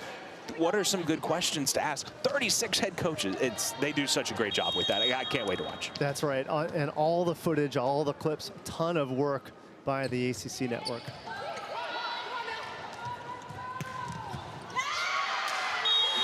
And the league's really good in volleyball. The league is going to be really good in basketball, too. And basketball has always found great success, of course, in the ACC, without a doubt. This year will be no exception.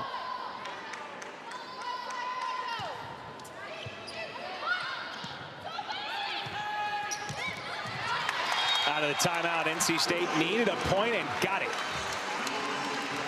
Creative play by Ring.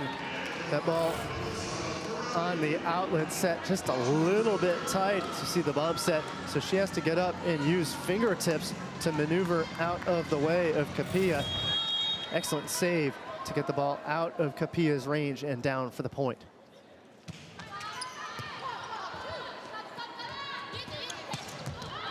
Caught the antenna on the swing from Peyton Whalen.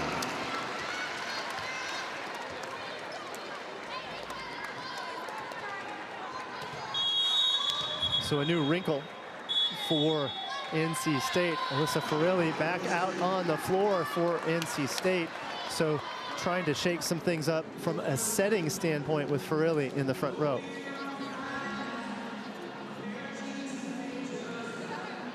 This is next week's featured ACC Network women's soccer match. A big top 10 battle Thursday night at 7 Eastern. Number 2 Notre Dame host number 6 Florida State at Alumni Stadium in South Bend. It's also available on the all-new ESPN app. Those two teams were top 3 in the preseason. Florida State has already beaten the preseason number 1 in North Carolina. So their pathway to a regular season title might just go through South Bend. Look, it's a tough schedule for the Noles. They had to win in Chapel Hill. They did. Can they win in South Bend? That'll be answered by about 9 o'clock or so on Thursday night. You don't want to miss that one. Two really great teams going at it. All right, both teams already using one timeout, and I think you see the importance of momentum here in this fourth set. Florida State started off well. They don't want NC State gaining any momentum. Not that a 5-point lead is safe at all, especially early on, but it's substantial. And I like the spot here to call the timeout while the lead is well intact. A side out here. Mark up your X's and O's in the timeout. See what you can do against the serve of Vondran. Serves to David. Capilla, yes. That's the answer, Coach Poole. was looking for out of the timeout, an in-system pass. Instead of going pin to pin, they go into the middle to Capilla. Capilla having another solid day. 6 kills, still with no errors, hitting at a 500 clip.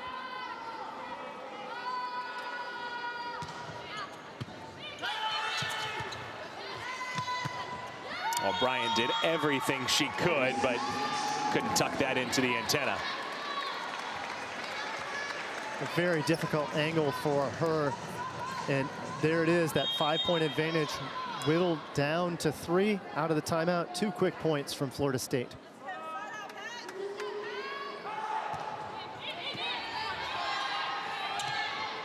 Farelli setting, Cropper swinging. Mason, the lefty, has it sent back.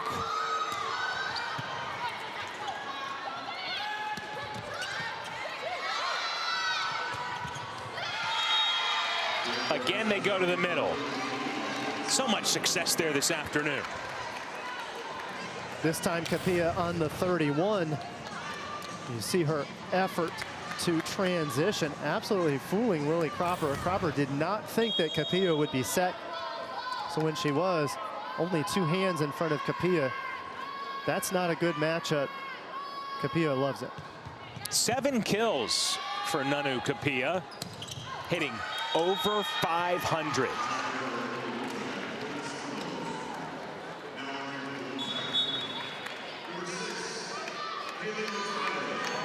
It has been a balanced Seminole attack. Fili Maua with 14, Ewing and Capilla, your middles combining for 15. 8 from Ewing, 7 for Capilla. Lexi Mason has 8. For NC State, it's been Courtney Bryant and Rebecca Ring for the most part, 14 and 13 respectively. See, Haley McFadden came in for a moment. She'll go back in to serve as Frankham comes into the front row. Maciejewicz, this is in Maciejewicz's spot, so they'll have the freshman McFadden serve.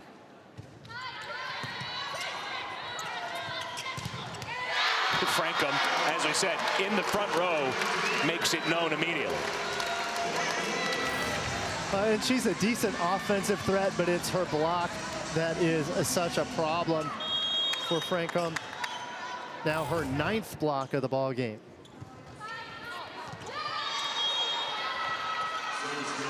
Coach Margot Kearney said, you know, McFadden's been practicing so well, wants to give her more opportunities. Played quite a bit against Miami on Friday. This is our first time really seeing her in this match.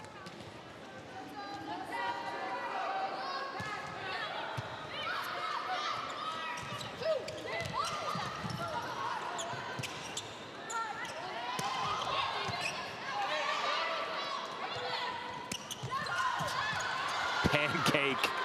Mio Yamamoto.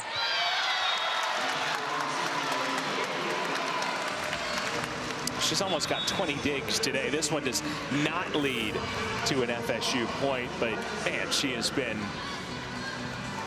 just kind of quietly, as liberos sometimes are, right? Just quietly helping orchestrate everything. And the key for Yamamoto is not just making digs, but digs that are playable to run the offense. Now on the pancake, not so much. You're just making a save to keep it alive. But many of Yamamoto's digs have been in system enough to have some offense from the Seminoles. Dorsey steps into it and terminates.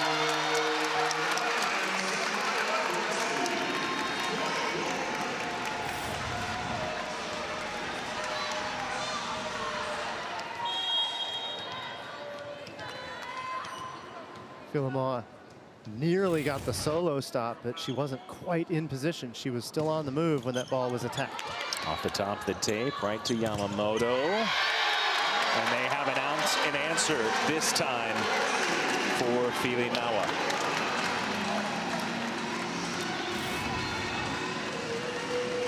Good answer from NC State there. The quality block from Dorsey. 7-point advantage from Florida State. Whittled away down to just 3.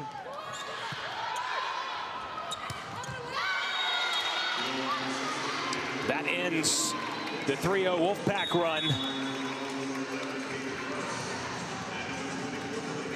And Kapia has not made a single error. Near flawless in the middle. Yeah, she's looked really, really good. It's that middle quick, that tempo has been so hard for the Wolfpack to put a block on.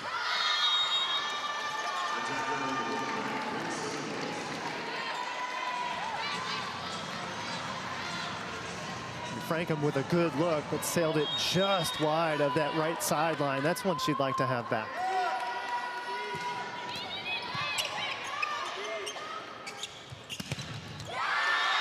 One-on-one. Vondren's had success there a couple of times today, but Ewing ready for it. And NC State ready to talk things over. Ewing in proper position. She was blocking on the solo, so she goes in more of a Y formation, dropping both hands down to cover the most space against the Vondren backcourt block. Backcourt attack, pardon me. So remember, Florida State already went to Atlanta and Clemson and here in North Carolina this weekend. They do get to go home, but you got a couple of top 11 opponents. And then the toughest trip in the league, because you have to fly so far to go out west. And you go to Palo Alto first, where Stanford has got a really good squad. So they're going to be tested in a big way. Big way. They do. The travel of the ACC really just added that extra wrinkle when Stanford and California came into the league, along with SMU, you know, out of Dallas. That's an added trip as well.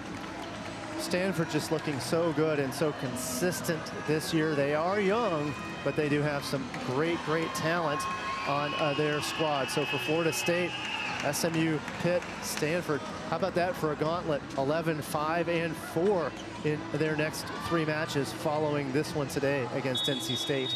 You know who will be really glad to make that trip out west, though? Delaney Ewing, who just got the kill. Remember, spent last year at San Francisco. So going back to the Bay, plenty of great food out there. Maybe she can give the team some recommendations or something. That's right. The family can hopefully come out and enjoy her. Well, they'll have lots to enjoy. Ewing with 8 kills and 8 blocks.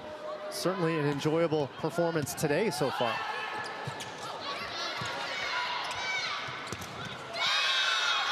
Mason falling backwards. She's put in a tough spot. Bangs it off the antenna. And if you've never been to Stanford, my goodness, that campus is gorgeous. It is one of the most beautiful campuses. And they play in Maples Pavilion. It's a nice place to play a volleyball game as well. Very good arena for volleyball.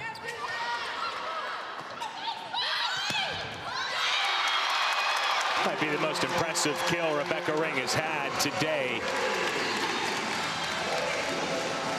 I can't emphasize how difficult this swing was from Ring. The ball is just a little bit tight. She still had to maneuver around Mason. Rips it down the line for the point. This NC State team fell behind 18-12, but not done yet. Here comes another 3-point spurt out of the timeout, and Florida State will burn its timeout. We'll be back in a moment.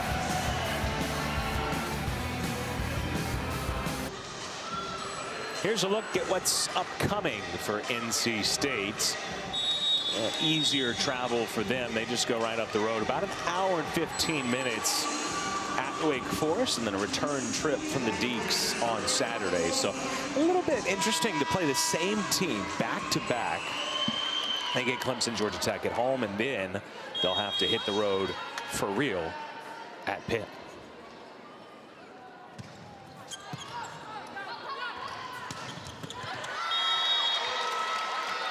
Both teams have been really good today out of the timeouts.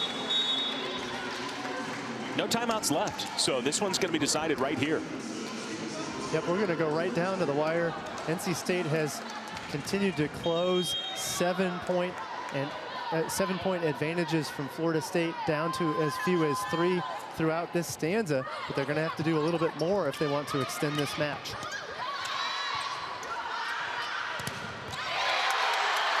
Frankham thought she had a great block. How did that stay up? Unorthodox from Ring, but that's the ball that gets down.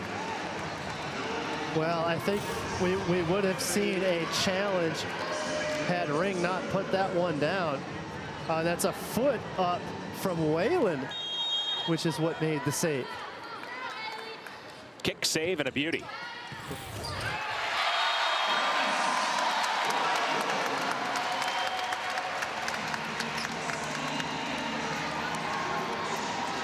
Some good serving from Sydney Daniels, putting some pressure on the reception of the Seminoles, particularly with the freshman Victoria David in the middle of the pattern.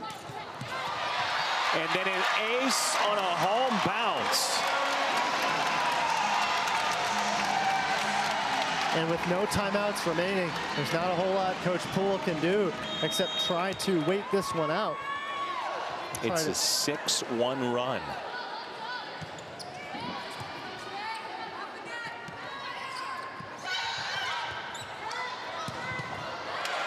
That sets up perfectly for Fili Maua.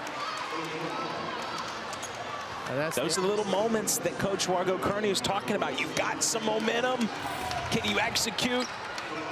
And that one pretty much a gift for the top attacker for FSU. Yeah, the overpass from Ring, that's one she'd like to have back. But then Fili Maua makes no mistake on her swing. And then catches Ewing on the serve. A rare miss hit.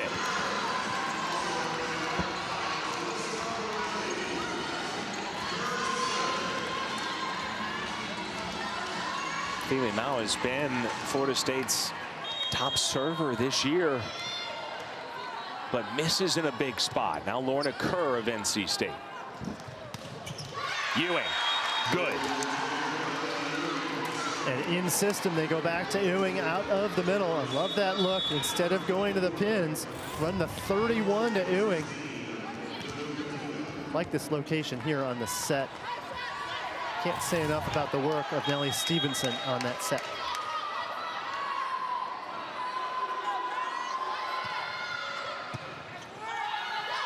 It's tight. Forelli uses her size and scores. And that's just why NC State made the switch. It's so you would have the lengthy Forelli in the front row for a save like this. She does so successfully. Was injured last year, redshirted, made her college debut just last weekend at North Carolina.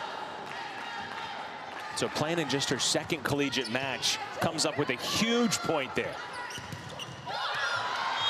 That sneaks through the block, and FSU back up 2. Good cut from David just to take the swing at it. She found the block and the middle block at that, so glancing it off of the middle blocker and down for the point. This is a key service reception here for NC State. They don't want to go down 3 here with Florida State and a chance to close the set and match. Ellie Nicholson, tough serve.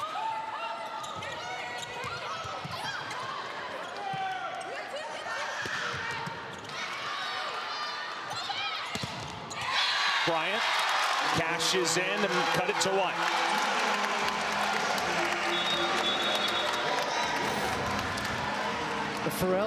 Forelli looked really solid on this one. She has to get out to 10 feet and rotate her body so she can locate properly for the set to Bryant. She does so nicely. Bryant does the rest.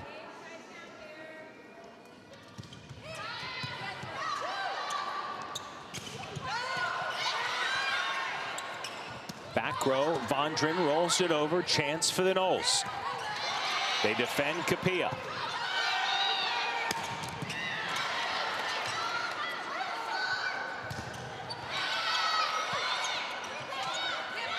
Fili Maua tips. Free ball.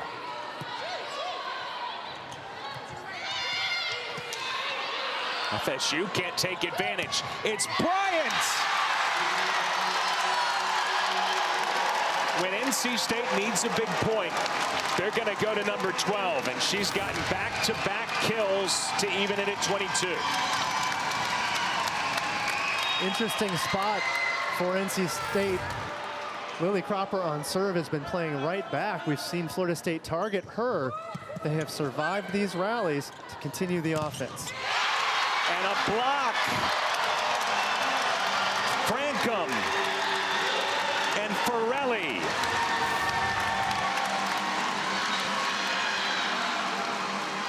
It was Forelli. It cannot be overstated, Paul. She played against North Carolina. Barely, just a few plays. She is coming up huge here in the fourth set for NC State. Running the offense. Goes to Bryant again. They'll take it. That ball set a little bit tight on the scramble, so Bryant gets creative, up and over, gets the tip to go. It was 18-12. A 12-4 run, set point, trying to force a fifth. And FSU with a thunderous kill. Oh, and the crowd felt that one too. As soon as Filemawa took the swing, you heard the ooh out of the crowd, sucking the wind out of it. So NC State, to extend this match, they'll have to do it on service reception. That was big time from Filemawa.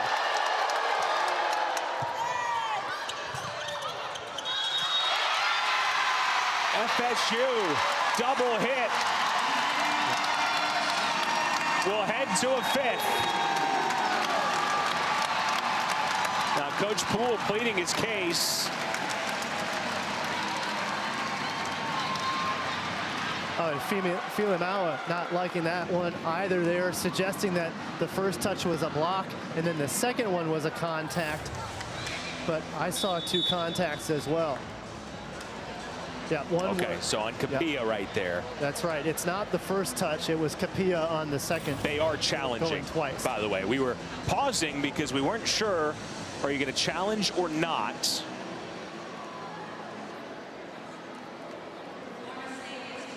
There was a touch on the block, which would reverse the two hits fault. A touch on the, because you're allowed to obviously touch on a block and then touch. From what we saw in that first look, I think there was a double touch by Capilla. Yep, and what they're saying is that there should be a reset of the contact here as to whether or not there was a touch. Yeah, that's certainly a double touch. Yeah, I think this call is going to stand. Yeah. After review, the call is confirmed. Florida State loses their challenge. So for the second time this weekend, Florida State will play 5. NC State looking for its first ACC win. Don't go anywhere.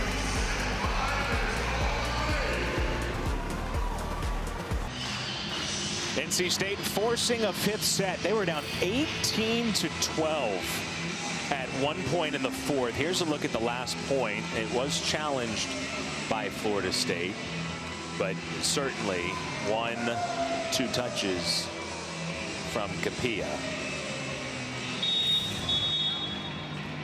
And not every Florida State player had the best look at that, so they were frustrated that they felt as though they could continue the rally, but instead, after a review, it was determined and confirmed that it was the the twice contacted ball from Capilla. All right, you're on the road, sleeping at the hotel. You got to play 10 sets in a weekend. They have not looked tired at any point. I would not expect them to be too tired, but that's a heavy workload on the weekend. It really is. NC State still at the deficit from an offensive side of the ball, but of course the blocks make things up. Florida State's service pressure in sets 1 and 3 were really, really big, but NC State, they have continued to find a way. Well, and they will need to try to find a way here in the fifth set to get Megan Wargo-Kearney's first career ACC victory for NC State. Whoever wins this one is going to feel really good about it.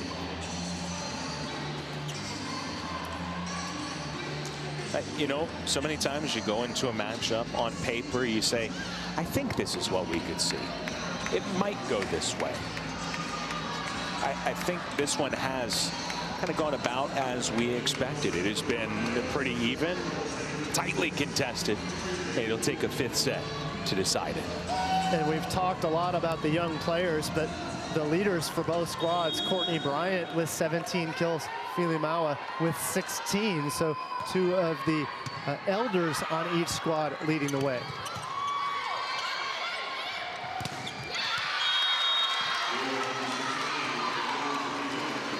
Nanu Kapia, 9 kills.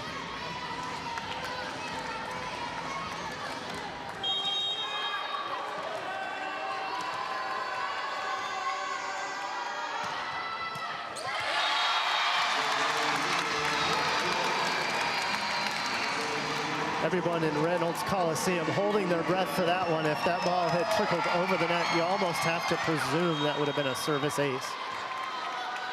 Courtney Bryant, we told you she had a double-double against FSU last year. This one even more impressive. 17 kills, 15 digs.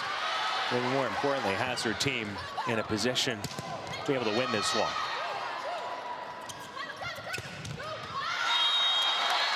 Mason sails it.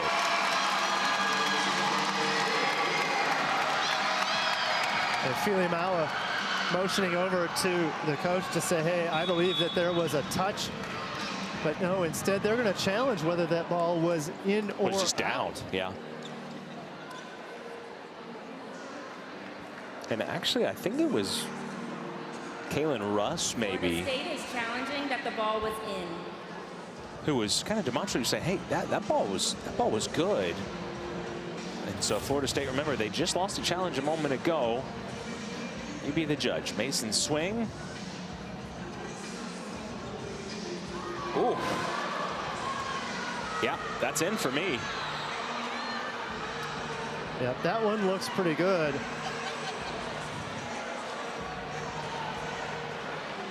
And we'll see the call here in just a moment. After review, the call is reversed. The ball was in. Point to Florida State. Florida State retains their challenge. And you see Kaylin Russ, who sent a check in, yeah. And I don't think she was the only one, but urging Coach Boy, challenge that. That ball was down. Good view, good eyesight. She'll come in and serve. So you had Filimawa asking for the touch, and then also you had Kaylin Russ saying, hey, touch or no touch, that ball was in. Yeah. Either way, they get the point.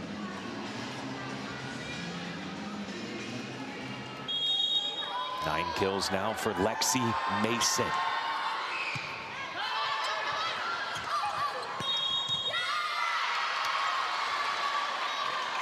And there's the service pressure of Russ. Now, Russ has yet to get a service ace in the book, but that goes in the book about as good as a service ace can get, putting that ball with such pressure on the service reception. Rebecca Ring, 1 kill shy of her career best. She's got 16 today. And Ring again going down the line. We've seen her begin to mix in line for her, particularly in sets 3, 4, and now in set 5. Good swing by her. Sydney Daniels making sure she covered that line. She did. It's out.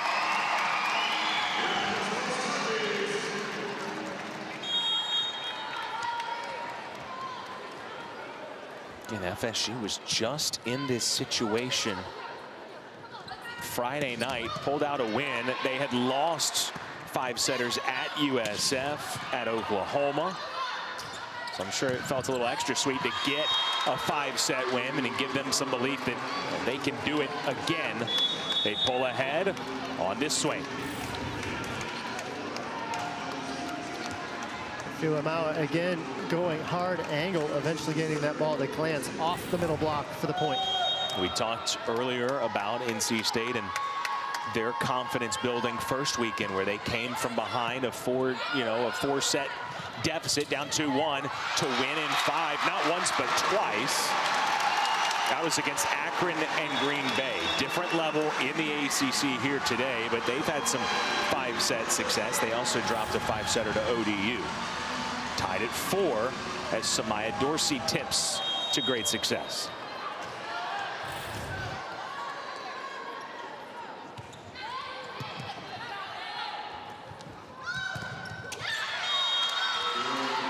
Team kills for Kylene Filimau. Give a ton of credit to Delaney Ewing. We talked a little bit about the decoy from Kapia earlier on today, but Ewing holding the block out of the middle for Filimau to get a better look. Filimau with the tough serve.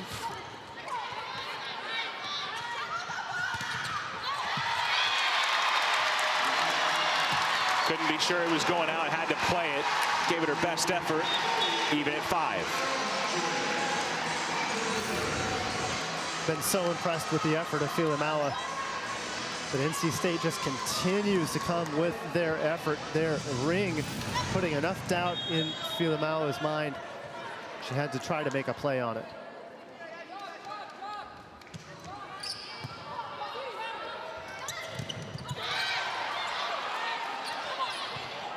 For Raleigh, who gave him a spark in the 4th, sets Bryant. She'll try her again.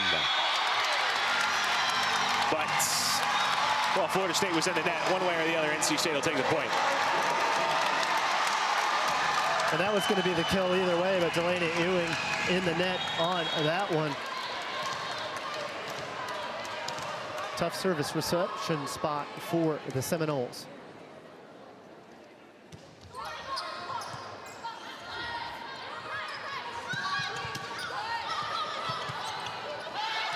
It's tight. FSU was in the net.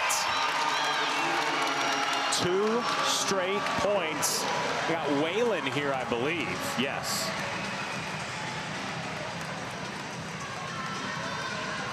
And Whalen looking over to her coach to confer whether or not she was in the net and whether or not to challenge. Whalen says, don't challenge it.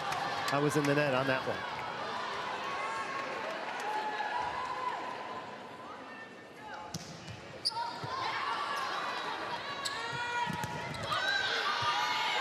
NC State up 2. Vondren comes flying out of the back row.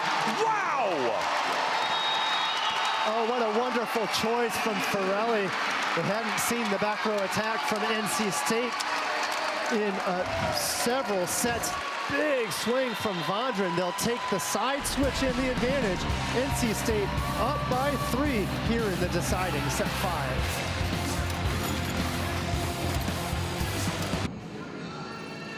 Courtney Bryant has led the way, particularly late here in set number 5. Courtney Bryant with 19 kills, and again, coming up big with many shots in her toolbox. You see the tip a moment ago, but she has been scrappy as well, mixing 16 digs along the way. She has truly been, as Dickie Vitale would say, a stat stuffer on the day. 19 and 16. Leaning on her, leaning on Rebecca Rink. We just saw a huge back row attack by Clara Vondren. Pushed them up 3. Meanwhile, again, the versatility of Kylene Filimau. She has impressed as expected. She really has. I love her energy, her fight, absolute intensity out on the floor. 6 rotation outside for the Seminoles. Stevenson contorts her body. Filimau just has to tip it over. No touch. They got Bryant a good look. And that's one of those opportunities that goes by the wayside. Could have been a 5-0 scoring run. Instead, it's just a 2-point lead. And that brings Kapia out on the floor in the middle for 3 rotations. She's been real dynamic on the offensive side of the ball. Oh, yeah.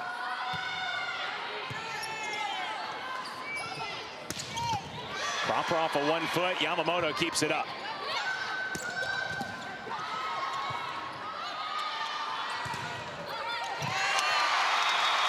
NC State getting some bounces. Getting the setting of Alyssa Pirelli. Courtney Bryant, boy, you want to talk about a fortuitous swing. This ball slams hard off the net, then spins out of the range of Victoria David. A big answer after the attack error from Bryant a moment ago. Good pass.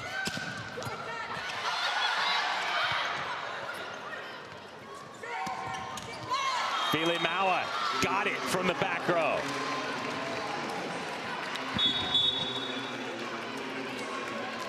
Important spot for NC State. They now have to answer back with a point off of a tough serve of Lily Nicholson.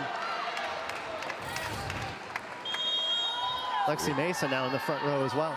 Fili Maua now with 19 kills. She's gone above 20. Did that against South Florida earlier this year in that 5-set loss. Bryant now 21 kills, 1 shy of her career best.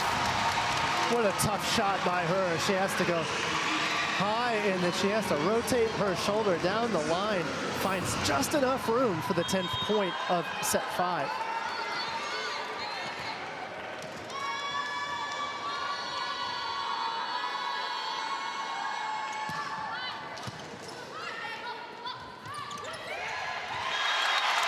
I don't know if we've seen Florida State really run that today. Not much, if at all. We saw one behind the center, and it was more of a back quick, but they're almost a pure slide. Nope, haven't seen it really all day, and not generally going to see a look like that in a 6-2. About the only time you can run it is in service reception.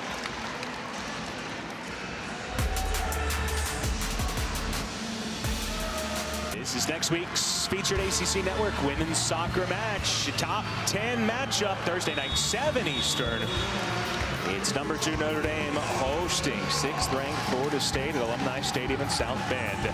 It is available also on the all-new ESPN app.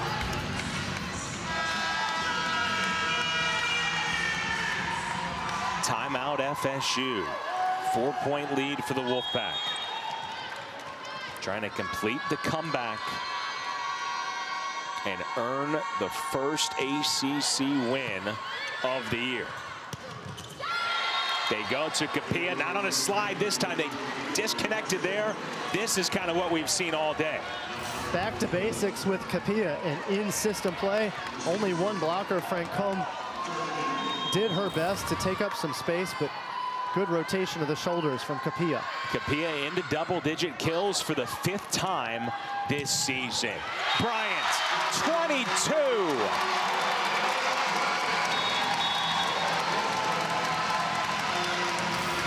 She matches her career high that she set last weekend at Duke.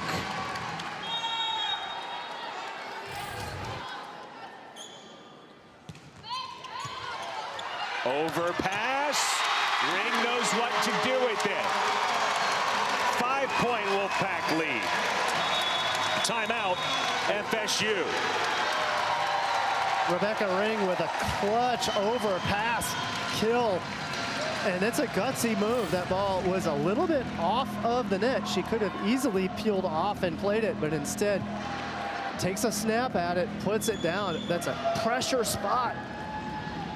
Here as we get another look at that ball. Reaching back was Ring to take the snap and get it down. A big spot for her. 17 kills for the freshman on the day. Also tying her career best. So they have gotten career days from both Courtney Bryant and Rebecca Ring, carrying this offense to the precipice of an ACC win.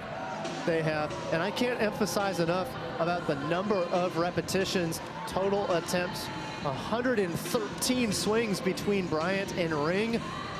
There have only been 184 swings for NC State throughout. So Bryant and Ring shouldering, literally and figuratively, the challenge of picking up their first victory here in ACC So play. quick math, about 2/3 of the Wolfpack attacks going to that duo, and they have come up big. If they leave this match with a win, I don't think they're going to complain about offensive balance. They're going to say, hey, we came in and we found a way to do it. Two of the toughest points they're going to come here on the serve of Bryant. FSU out of timeouts. They've been really good out of the TOs here today, but no answer for a Bryant ace that gives the Wolfpack match point. And they targeted the freshman David. Smart move there with the libero and Filimawa over on the left side of the pattern. Bryant serves for the match. Filimawa uses the NC State block, and they fight off the first match point. Who do you go to when you have to extend the match? It's Filimawa. Filimawa now with 20 kills of her own to go with 10 digs on the day. Great serve.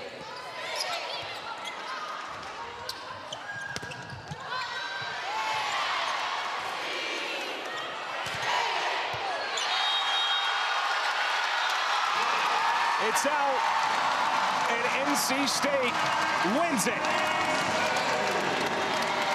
We're going to have a challenge. Well, and there's no sense leaving a challenge in your pocket. If there's any chance that this ball was blocked in, of course, that would extend the match. But otherwise, we'll see NC State victorious in 5. Well, they have waited 3 matches already. And they're going to have to wait just a little bit longer to celebrate here if this call is upheld. Oh, and, and if it's overturned, you've got to regather your focus because you thought this match was won. Let's see. Oh, it's so close. You hear the crowd reaction. They think it's out. Oh.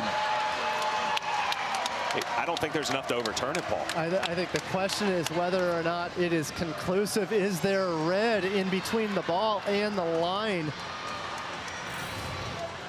Just from that one freeze frame. But as the ball compresses, could it not have been on the line? I think it could have been, but is it enough to overturn? That's right. Is there video evidence conclusive enough to overturn? After review, the call is confirmed. The ball was out.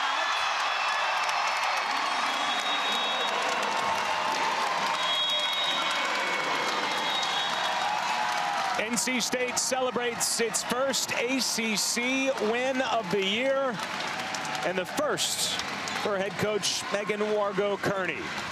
They earned it in 5 in what was a thrilling match here against Florida State. Absolutely thrilling, and backs against the wall was NC State, down 18-12 in set number 4 with Florida State and a chance to finish things off. NC State came back, stole the 4th, 25-23. They had the lead for most of the 5th, including that dramatic call that polishes things off. A 15-9 victory, NC State's first victory in ACC play this year. Yeah, for Florida State, even without their top attacker, they showed their grit, they showed their toughness. But for NC State, this one's got to feel good. Like you said, backs against the wall, 18-12 in the 4th set. They come back and win it. The resiliency of this squad, and they celebrate their first ACC win of the year for this young team. For Paul McDonald, our great crew here in Raleigh, enjoy the rest of your weekend, everybody. I'm Andrew Sanders saying so long. It's been a presentation of ESPN.